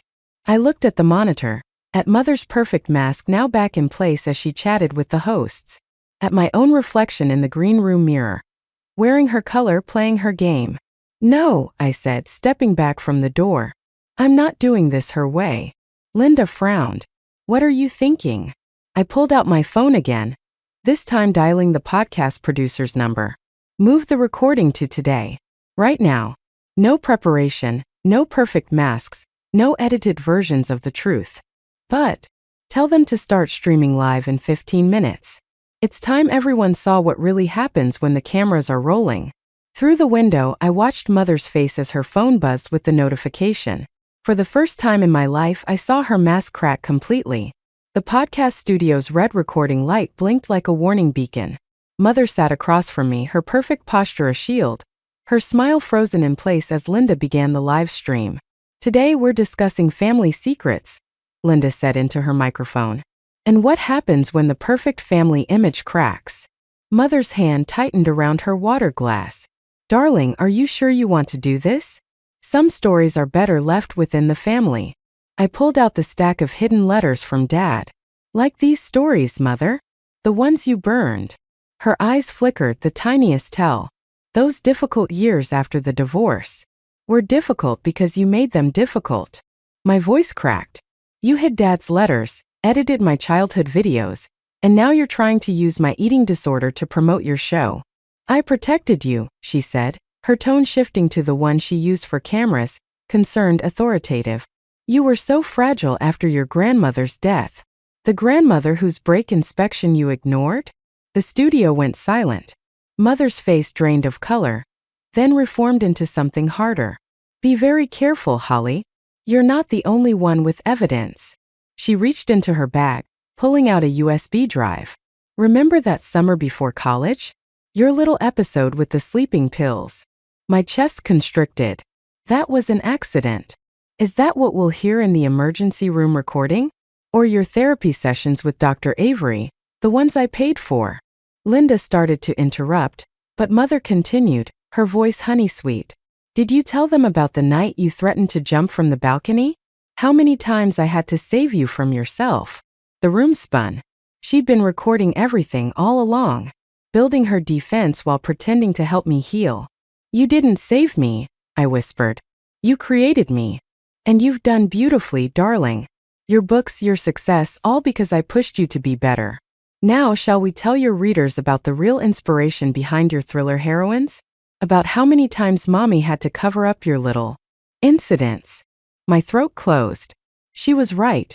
She documented everything, twisted every cry for help into ammunition, just like she'd done with her own mother. The live stream counter showed thousands watching, waiting, judging. Holly. Linda's voice seemed far away. We can stop. No. Mother's smile turned razor sharp. Let's have the truth, shall we? About how my disturbed daughter is trying to destroy me, because she never learned to take responsibility for her own actions. My carefully gathered evidence felt worthless now. She'd turned my pain into my fault just like always, and thousands were watching me crumble. Tell them about grandmother's breaks, I said, my voice small. Tell them about the pills, she countered. About the nights you spent screaming that you hated me, that you wished I were dead. Like mother, like daughter. Isn't that what you're suggesting? The truth hit like a physical blow. She was right. I'd become her. Calculating, manipulative, willing to destroy everything for revenge. The live stream numbers kept climbing as I sat there, paralyzed by the reflection of myself in her eyes. My phone buzzed, Dad. Don't let her win. Remember who you really are. But who was I? The victim? The villain? The disturbed daughter or the righteous avenger? Mother reached across the table, her hand covering mine in a gesture that looked loving to the cameras but felt like handcuffs. Shall we tell them our truth, darling? Or should we stick to the story that sells? The red recording light kept blinking, witness to my surrender. In trying to expose her, I'd given her exactly what she wanted, control of the narrative, proof of my instability, and a live audience to witness my destruction. Well, Holly. Mother's voice dripped concern. What's it going to be? The USB drive sat between us like a loaded gun. My evidence against her life-destroying secrets about me. In the end, we'd both lose or both maintain the facade. Just like she'd planned all along. The studio lights flickered, signaling the 5-minute break. Mother reached for her water glass, her hand trembling slightly. The first real crack in her armor I'd seen in decades. Those recordings, I said quietly. You didn't just keep them to protect yourself, did you? She stiffened. Don't try to psychoanalyze me, Holly. That's what I paid Dr. Avery for. No, you kept them because you were scared. Just like your mother kept recordings of you. The glass froze halfway to her lips. What? I pulled out one final piece of evidence. An ancient cassette tape Margaret had found in grandmother's belongings. She recorded everything too. Your episodes. Your difficult phases. Sound familiar? Linda signaled 2 minutes until we were live again. Mother's perfectly manicured nails drummed against the table. You don't know what you're talking about. Play it, I said, sliding the tape across the table. Or I will. Her fingers closed around it, knuckles white. You wouldn't dare. Why not? Isn't that what you taught me? Use anything, hurt anyone, just keep control of the story.